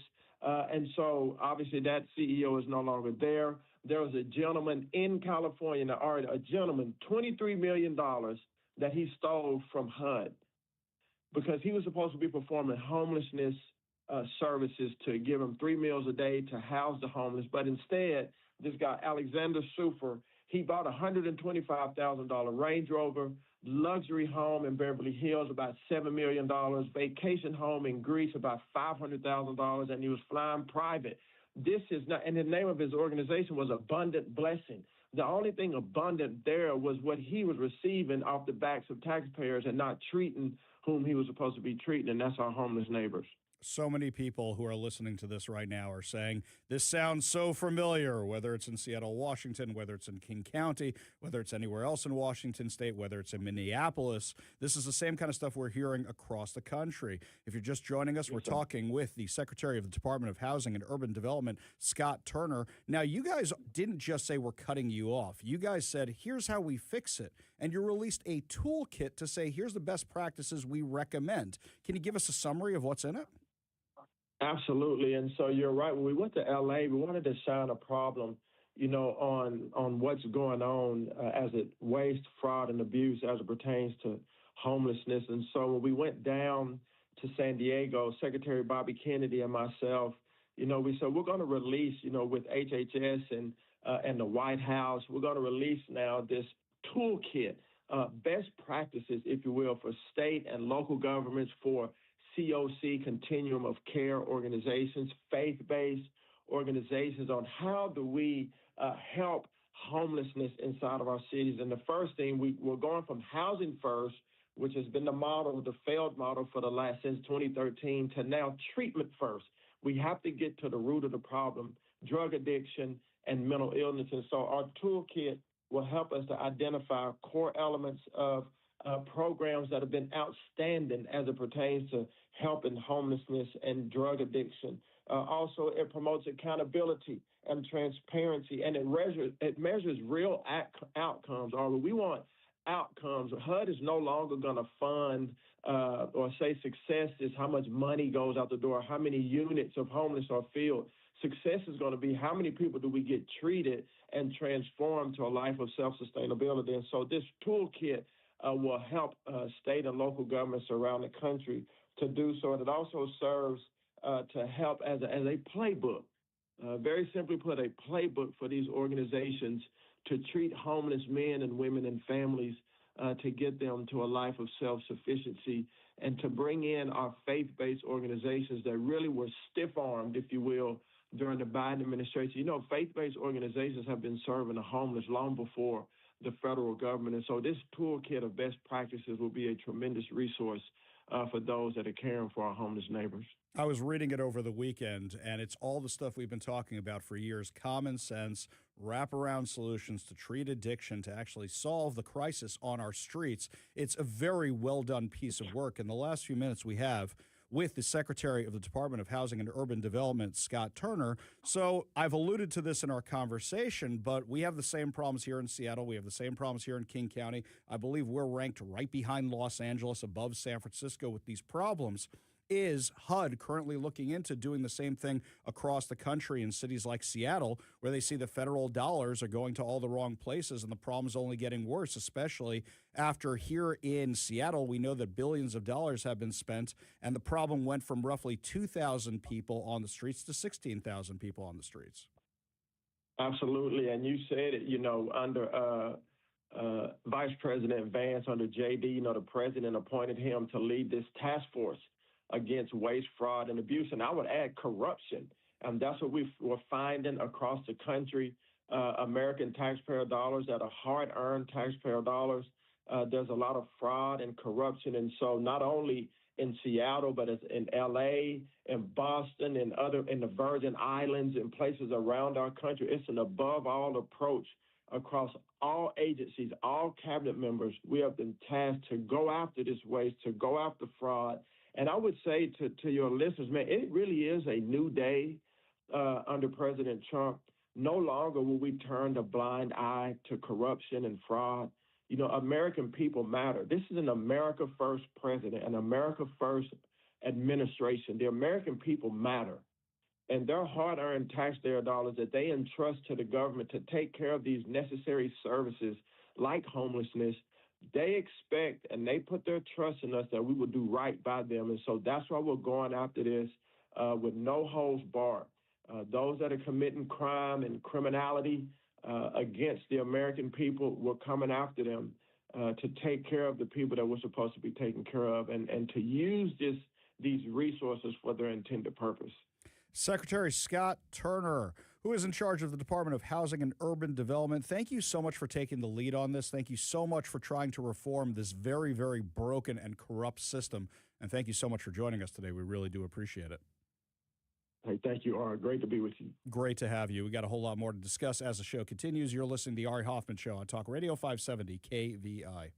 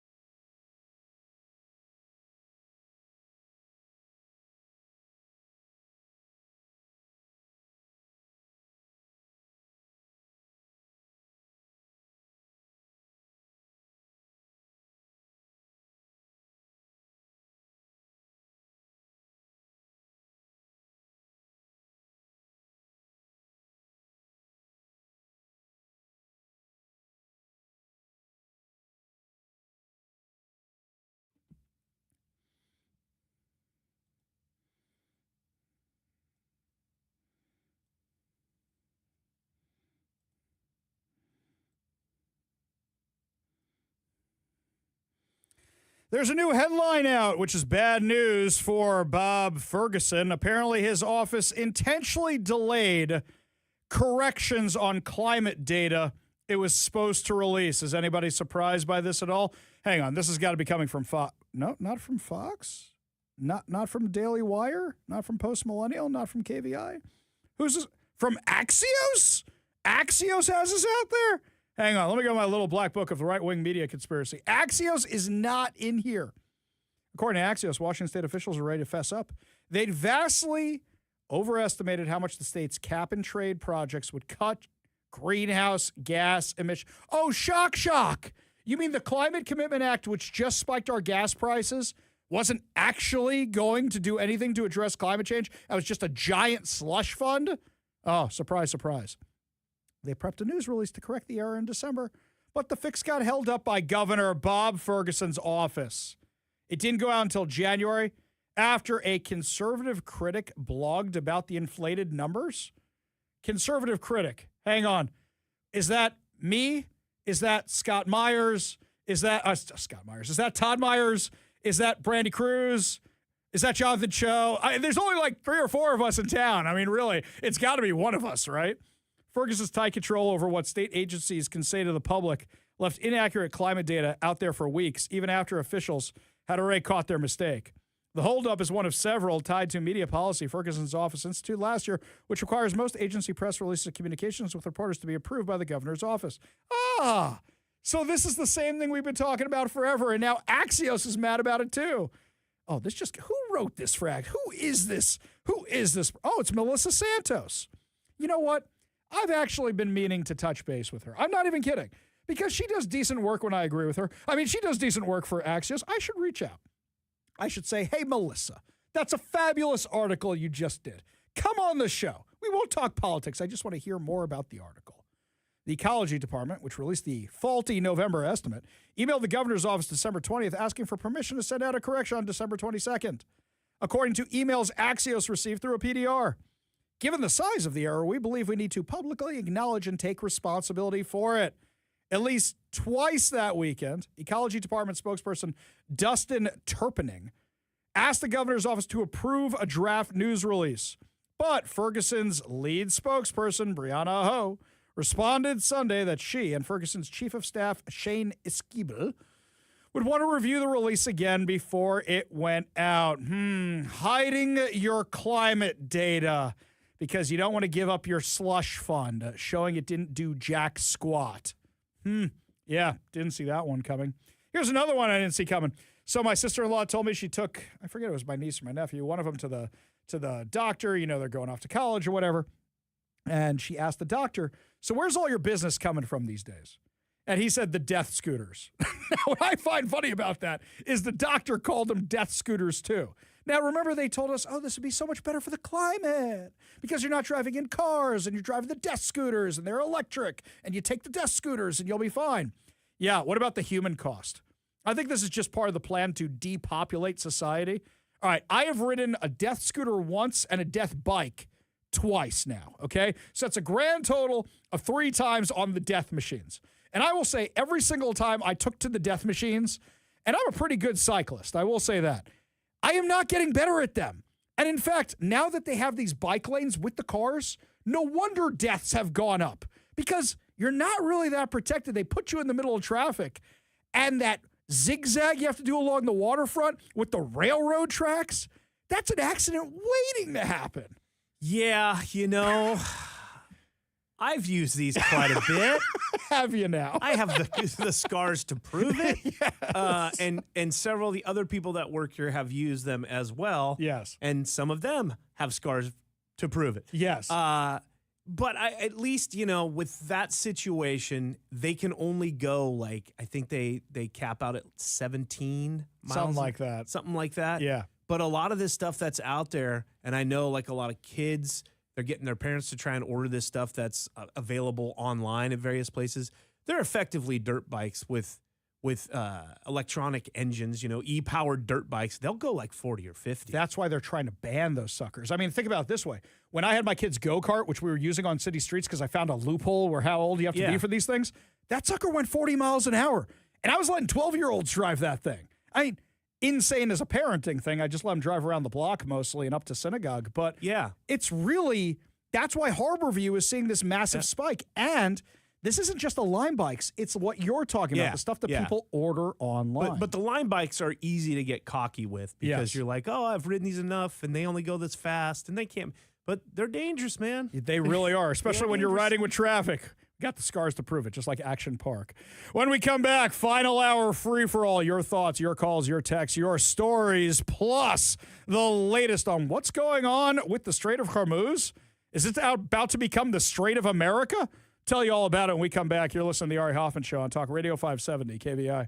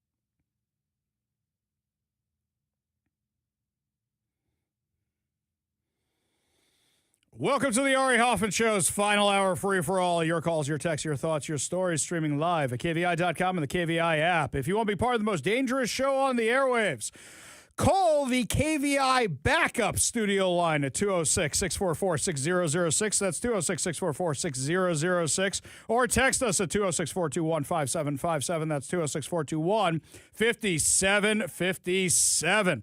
Well, a lot of you had a lot of feedback to Secretary Scott Turner's interview. This one here, this one from Lee, he says an awful lot of great ideas on today's show where he talks about treatment first, where he talks about actually getting people off the streets and holding them accountable and ditching the whole housing first idea. And if the money isn't working, cut it off. I mean, common sense. This isn't really hard stuff here. The 425 says, it's great to hear about treatment first approach to ending drug addiction that has led to homelessness. However, my money is on judges blocking and denying this approach. In fact, we know that Nick Brown and crew have already filed to try and stop this approach because they're worried about losing all this money. But they're also up to other dirty tricks, by the way, like what they're doing to our friend Andrea Suarez. Andrea Suarez runs We Heart Seattle.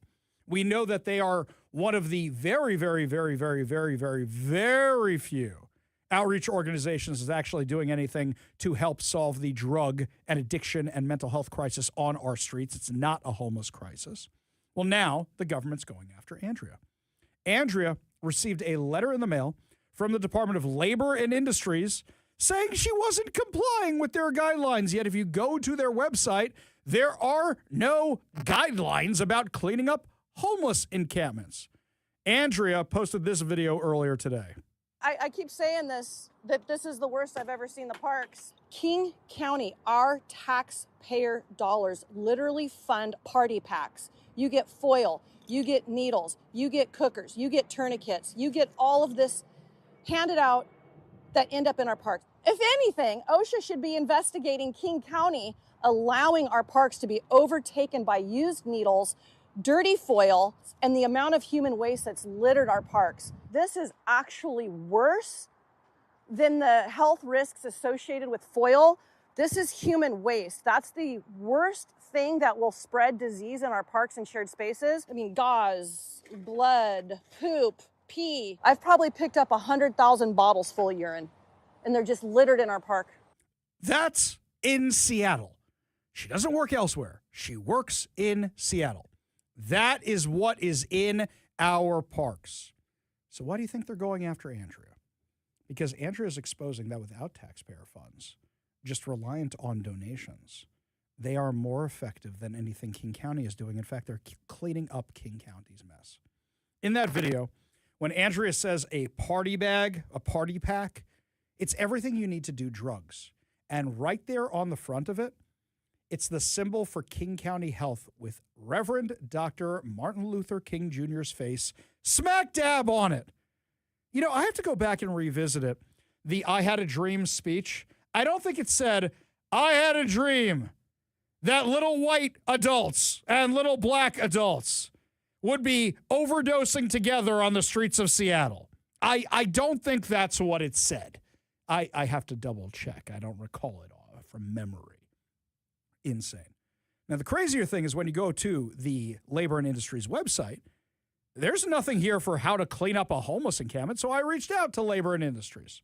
And just a few minutes ago, I actually got a statement from them. So you want to know who's trying to take down Andrea? Who has the most to lose from reporting Andrea or Andrea being successful? Homeless Inc. Because then what any common sense lawmaker, if we had any in Seattle, would say to Homeless Inc. is, how come homelessness is getting worse under you, and this lady who doesn't get any taxpayer funding is doing a great job? Maybe we should give the funding to her. Or maybe we should just cut your funding. So, according to a public affairs manager for Labor and Industries, L&I, has 2 open inspections in response to a referral, meaning a report that came from someone other than an employee or an employee representative, alleging improper handling of drug paraphernalia by workers. Hang on a second. So somebody reported Andrea Suarez. I I think I might have to file a public disclosure. Look at all these public disclosures I have to file this evening. I'm going to have my night filled with filing public disclosures. Who ratted out Andrea Suarez for something she's not doing wrong? I shouldn't even say ratted out because she's not doing anything wrong. How can you say she's doing something wrong if you don't have guidelines of what she's doing? You don't have a section. Okay, so hang on. I'm just going to go through Labor and Industries website for a second here. Electrical, amusement rides, contracting. Okay. I don't see homeless cleanup anywhere over here. Okay, let's keep reading the email here, shall we? The report initially went to the Department of Ecology. Okay, stop. Shut up. Shut up. I don't want to hear it. I don't want to hear you guys talk about ecology and you're littering the ground with plastic needles, metal needles on the ground. You went to the Department of Ecology with this for the lady who is cleaning up the parks, not King County, which is giving out all the needles that are littering the parks and all the tin foil, the plastic needles, the metal in the needles, the crack pipes. That's a lot of plastic. For people who claim they don't want plastic stuff and climate change and all that, they sure give out a lot of plastic and metal, don't they? This report went to the Department of Ecology, not about Andrea cleaning this stuff up, and maybe we need to report Homeless Inc. and King County and Seattle for contributing to this problem. No. This is crazy. Absolutely crazy. Since we have jurisdiction over workplace safety and this involved employees, they sent it over to us. Andrea doesn't have any employees. When we receive allegations with significant safety and health concerns, we take those seriously. Oh, dear. Okay. This is clearly an attempt to get Andrea out of the business. That is clearly what this is. So right now you go, wait a second, why haven't they issued violations on Plymouth Housing? Plymouth Housing, anytime they are in charge of a facility, 911 calls go through the roof. We've seen the videos of how nasty Plymouth Housing locations are. Somebody call OSHA. Call Labor and Industries on them. You know what? I'm going to reply to this during the break, and I'm going to say, hey, Mr. Public Affairs Manager, I have a question for you. Has anybody ever filed any of these reports on the Downtown Emergency Services, Lehigh, Plymouth Housing, any of these organizations? Because they're tiny homes. No way those things are to code. The fact that they have one tiny home that is set aside in these villages as the hot box for all the drug use. You kidding me with this? Are you kidding me with this nonsense? And you're reporting the lady who's trying to clean it up? You people have absolutely lost your minds. Lost your minds. Clearly, this is because Homeless Inc. sees Andrea as a threat. So they're going after Andrea because she's more successful than them. You know what they say, if you're taking flack, you're over the target. That's what this is about. So you know what I think we should do? I think we should have a little fun today. For those of you listening at home, don't do this while you're driving. Do not do this while you are driving. Do not do this while you are driving. Do not do this while you are driving. Do not do this at red lights. I think what you should do is look up Labor and Industries. And I think you should file complaints on Plymouth Housing, on DESC, the Downtown Emergency Services, on Lehigh, because we've seen the conditions of those tiny homes. If you need proof, just send them Jonathan Cho's videos. Just find Jonathan Cho, go to his page, type in Plymouth or Lehigh or what DESC, and it'll pop up, and you will find it. And let's just start filing complaints. Let's just file complaints against all these organizations which are giving people the ability to kill themselves, giving them needles, giving them spoons, giving them foil, giving them everything to inject poison into their bodies. Or how about the moldy tiny homes? I think that's what we should do. I think we should just have a campaign to flood Labor and Industries with complaints about Homeless Inc. And then, if they just keep investigating Andrea, but don't investigate Homeless Inc., we'll be able to show the double standard. I think that's what we should do. Don't you? I think that's 100% what we should do. If you end up finding anything or filing it, let me know. ARIKVI.com. That's ARIKVI.com. Because I want to see what kind of stuff you guys come up with. Send it to me. Really. A lot of our listeners are retired, sitting at home. So if you need something to do to fill your day, this is a great way to fill your day. Just go on the Google machine, look up Labor and Industries, file a complaint, and just look up some of the Homeless Inc. housing providers around here. Because I don't think any of them are any good. Clearly, this is an effort to take down Andrea. It's obvious. That's exactly what this is. but that this went through the Department of Ecology first? Why isn't the Department of Ecology looking into the pollution from spontaneously combusting RVs? Right. RVs don't spontaneously combust. Why aren't they looking into the amount of waste that's poured on the streets, the human waste in our parks that Andrea was just talking about? Why don't they discuss any of that? Why don't they look into any of that? I love how they don't say pollution anymore. They just say climate change, climate change, climate change. Because if they said pollution, they would have to address what's happening on the streets. It's not just what's happening in the homeless Inc. You've been out to Georgetown recently in Seattle? It's next to the stadiums. It's south of Sodo.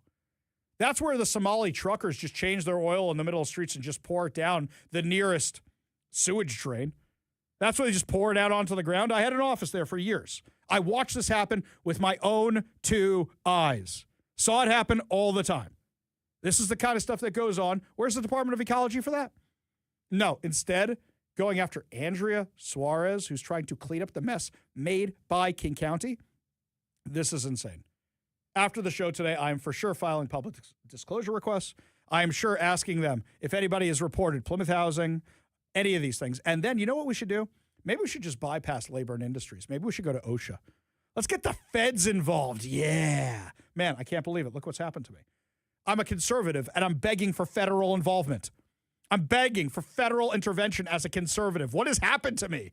Well, that's the problem when you have one party controlling the entire state.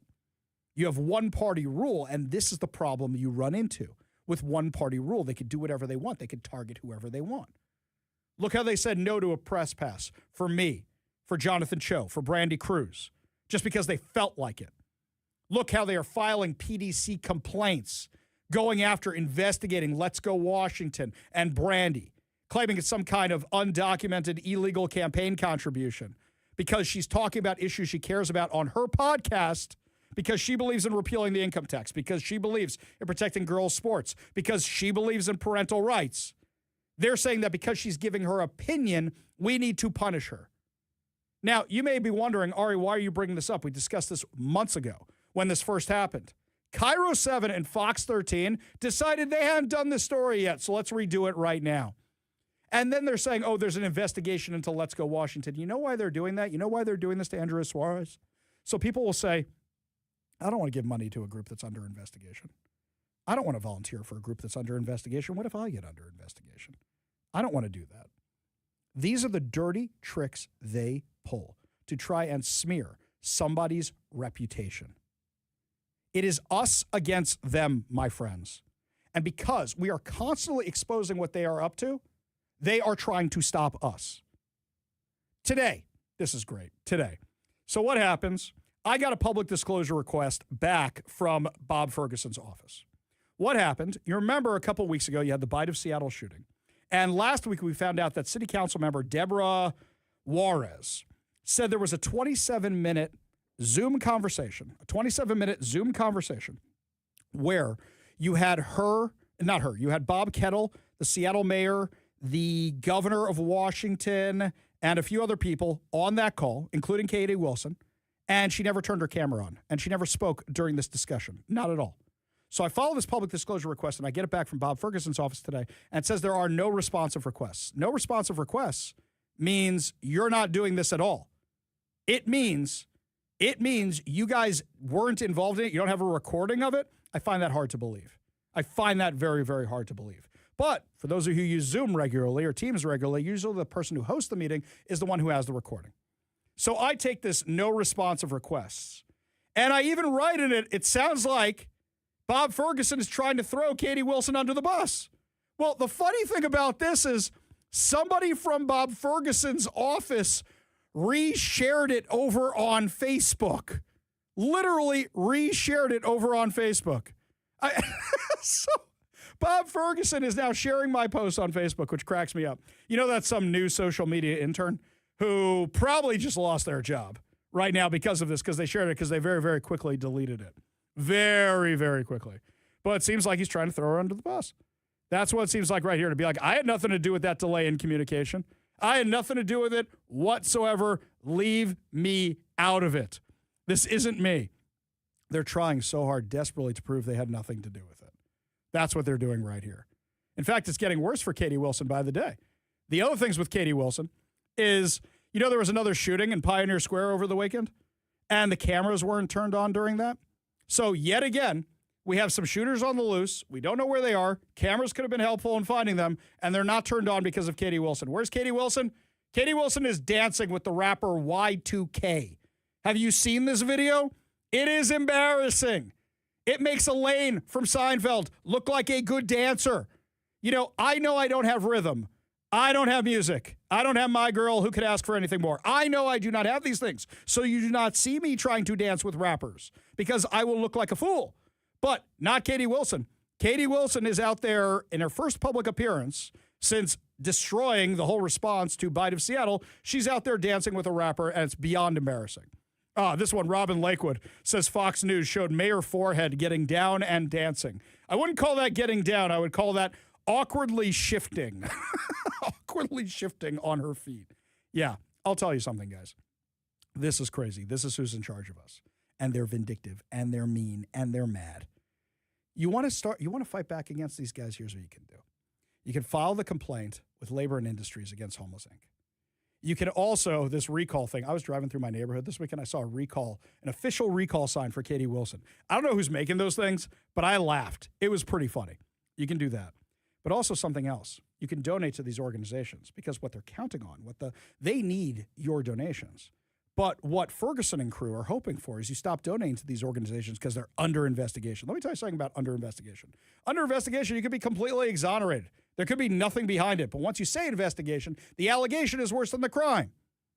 So, this one here from the 253. Ari, I think we need to start looking at who is incentivizing our politicians, city and state leaders to destroy our cities and states across the nation. Real easy. Look at their campaign contributors. Look who's doing that. You will find out exactly who it is. Look who's volunteering for them. Look who's endorsing for them. You don't even have to look very hard to see who that is. Right here, 360. Donated to We Heart Seattle. Spread the word to donate. See, exactly. That is how you fight back against this insanity. That's how you do it. Speaking of insane, by the way, when we come back, my friends, did Jared Kushner actually sit down with Hamas over the weekend? And is the Strait of Hormuz about to be renamed the Strait of America? We'll tell you what's going on when we come back. You're listening to the Ari Hoffman Show on Talk Radio 570 KVI.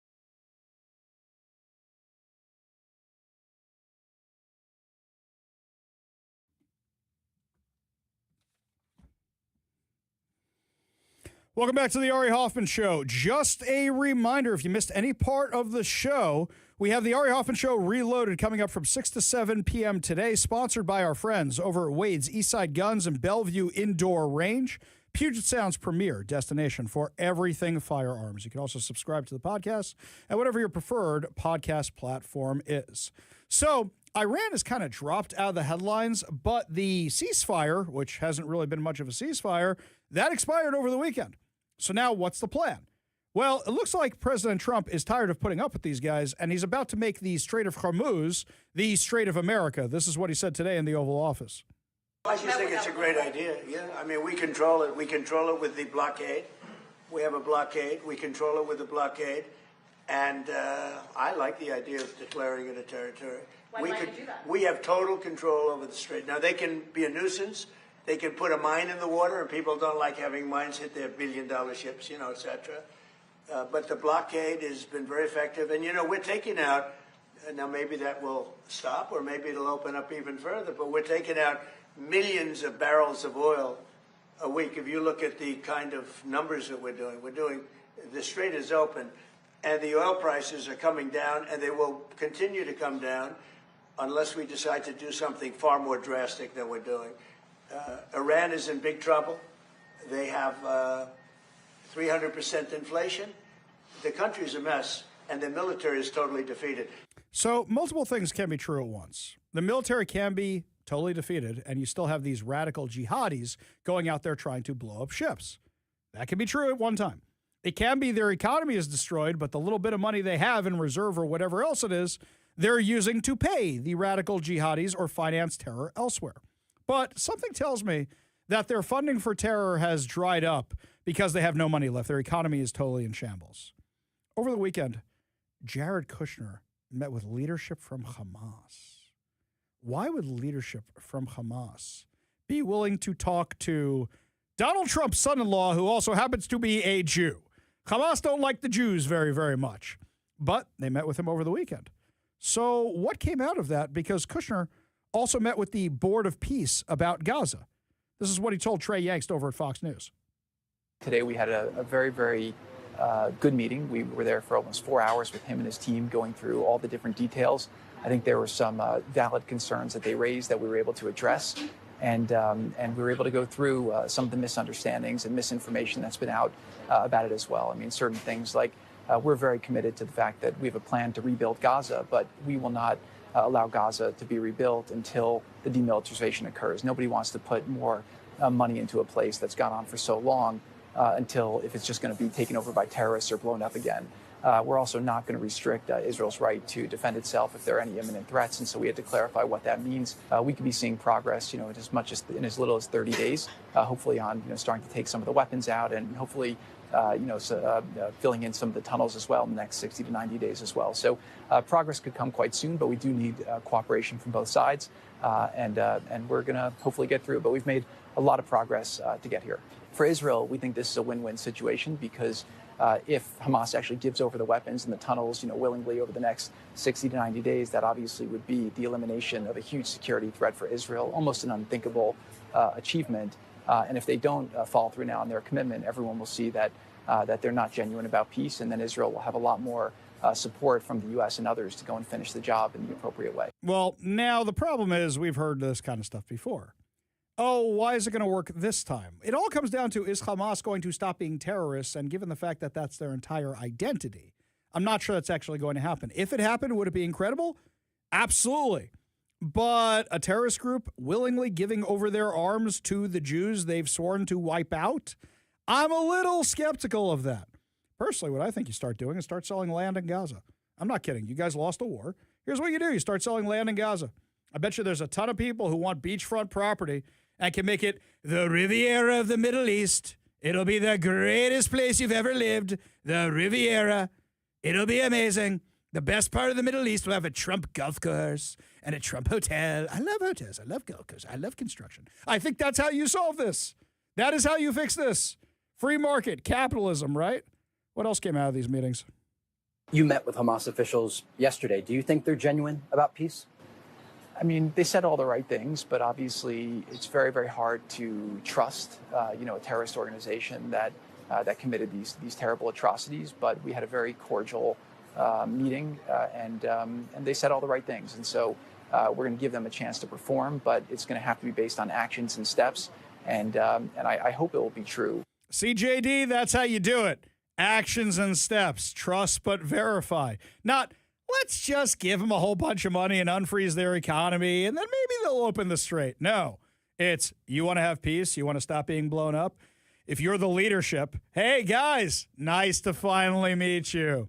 Now that we've got pictures of all of us standing together, we know what you look like. See that drone up there? It's got your name right on it. See, that's how you do it. Trust but verify. Me personally, I don't think Hamas is ever willingly going to give over their weapons, but who knows? We will see. I am very, very skeptical of this. Very skeptical. But for me, it's been 3 years. Finish the job. Let Israel finish the job. The U.S. shouldn't have to finish the job in there. Let Israel finish the job. With regard to the Strait of Hormuz, why is it so hard to get our Arab partners? And you say to them, free oil, guys. Free oil. Go get the oil. UAE, you've been in the Abraham Accords. You behave well. Bahrain, Morocco, go get the oil. Then you don't need to put U.S. boots on the ground, and we can end this thing. We'll give you air support. We got pretty airplanes. They're pretty good at that. But you guys go get the oil, so that way we don't have to put boots on the ground. I don't think it's that hard. Up next, my friends, Andrea Suarez from We Heart Seattle will be joining us to discuss these insane allegations and reports coming out of labor and industries. That, plus a whole lot more, you're listening to The Ari Hoffman Show on Talk Radio 570 KVI.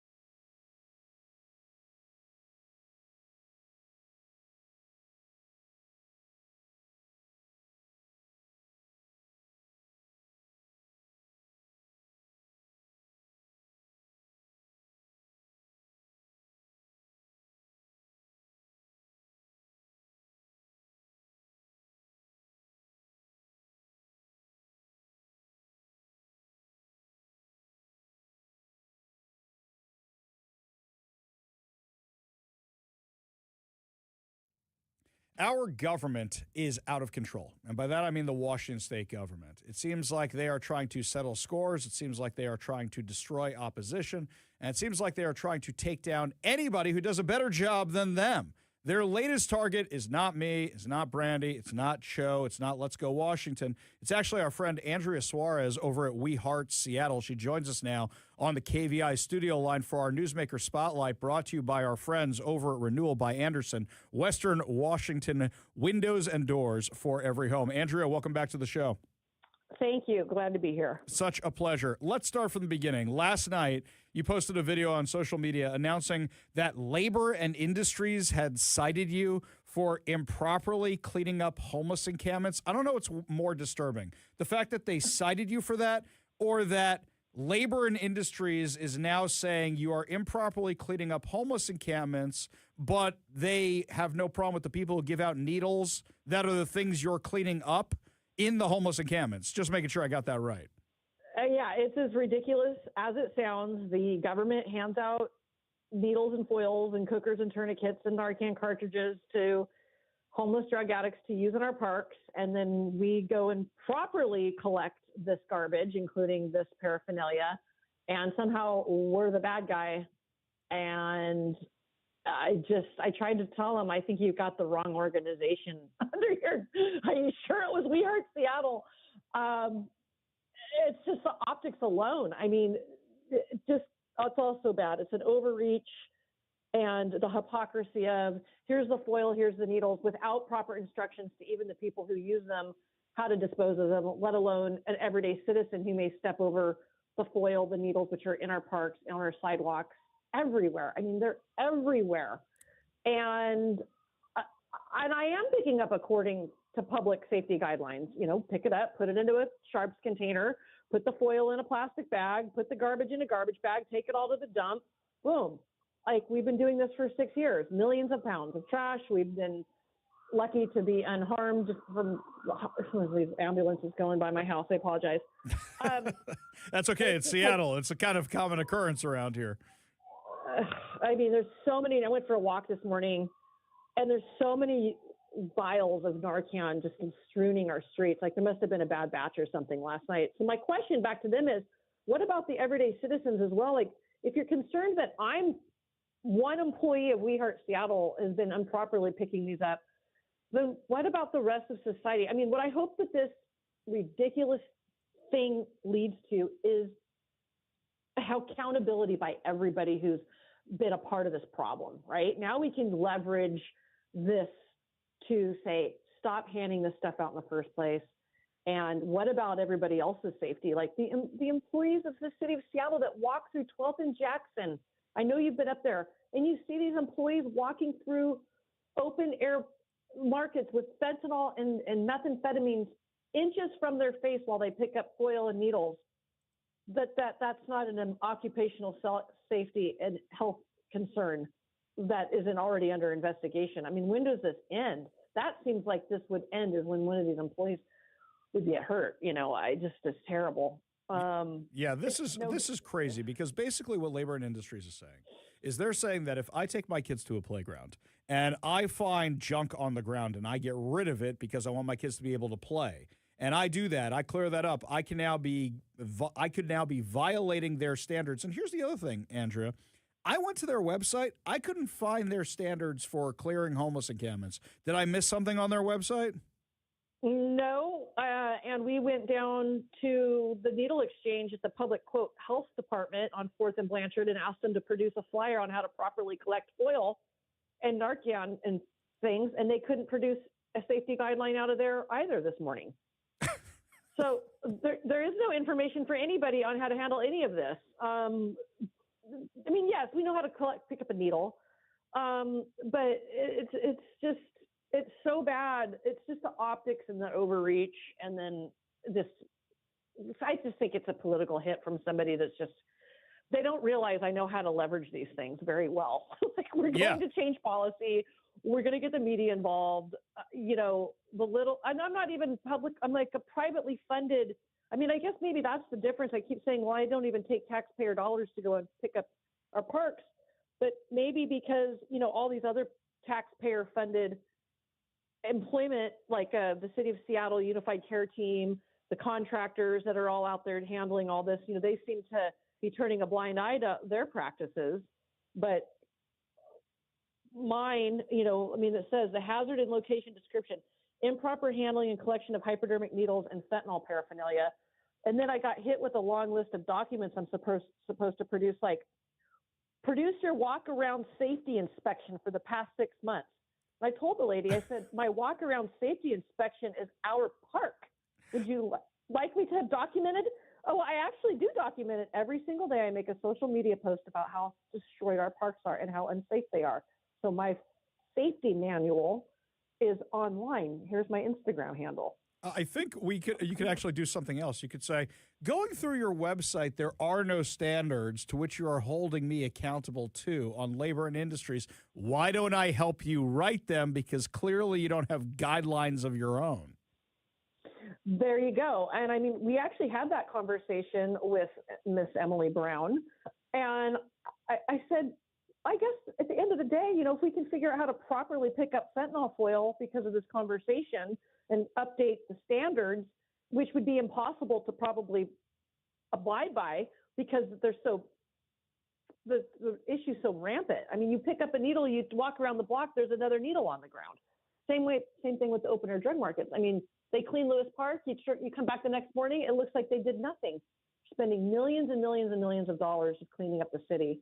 We spend fractions of that, and it doesn't ever get better. Yeah, absolutely. Crazy. They got to get a handhold on this.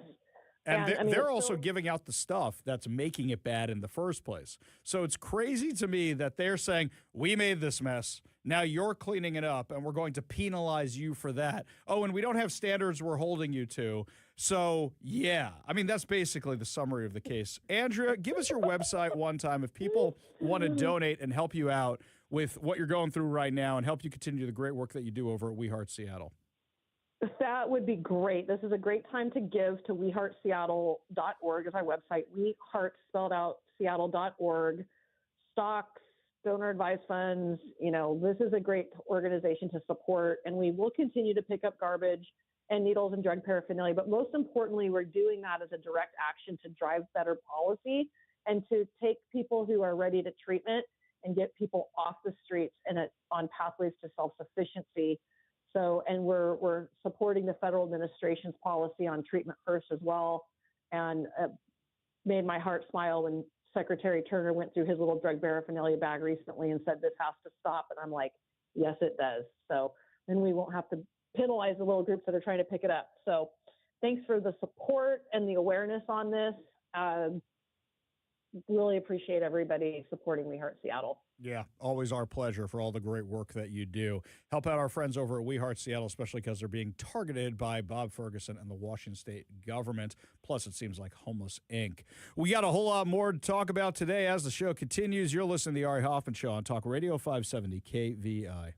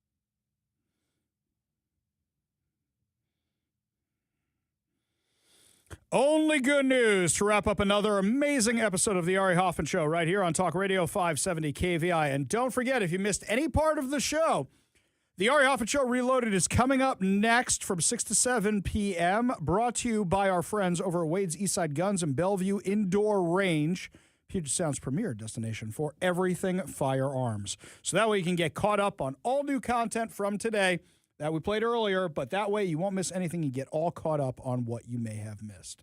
Now, some fun news out of the White House today. You remember we told you a few weeks ago about young American hero, 16-year-old lifeguard Ryder Williams? He's the lifeguard who courageously saved a 10-year-old boy on a California beach from drowning.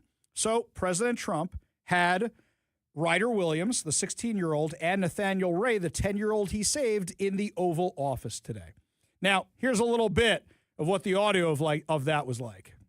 And it's an honor to be with Ryder Williams, who is a 16-year-old lifeguard, California, the Santa Cruz area. And I understand he was a winner right from the time they first saw him as a lifeguard. A lot of training, a lot of work.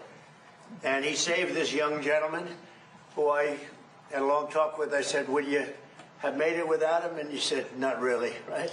Not really. It was trouble. Yeah. So you're going to have a long and beautiful life. Thank you. And I just thought we were all watching. Everybody watched and got a lot of publicity because of the ferocity of the waves. I've never seen waves. I mean, that was sort of violent. We were just discussing, and at certain times of the year, mostly like right around now, the waves get very rough in that area, and they're swirling, and if you don't know what you're doing, it's going to be tough, or if you're small, if you're young. So I just want to congratulate Nathaniel Ray for coming through an ordeal. That means you're going to have good luck in life. You know, that's called good luck. I want to say hello to your father, and came along for we invited them to the Oval Office and to the White House. After this, if you'd like, we're going to have them brought up to the Lincoln bedroom, where you see the room of Abraham Lincoln. That's pretty good, right? And also your sister. It's really nice. You get to go in the residence? Is that now part of the tour? You didn't used to get to go up in the residence. That's pretty awesome. I didn't know that's on the tour now. However, during this event, Ryder Williams got to speak also, and here's what he said. So first of all, a lot of people are very inspired by what you did. Can you tell us what was going through your mind at those dangerous moments, and what would you like to do in the future? How has this experience as a lifeguard shaped you? In those dangerous moments that we have, we always try to fall back on our training. We are trained so well by many to handle that situation as best we can. So I really was thinking about how to get the boy out of the water as fast as I can. And for shaping my future, I want to be a firefighter in the future, hopefully go through paramedic school. And he's off to a good start. We'll give him recommendations. We may have some good recommendations. I got to say, that's a really well put together kid, and eloquent kid, and confident kid.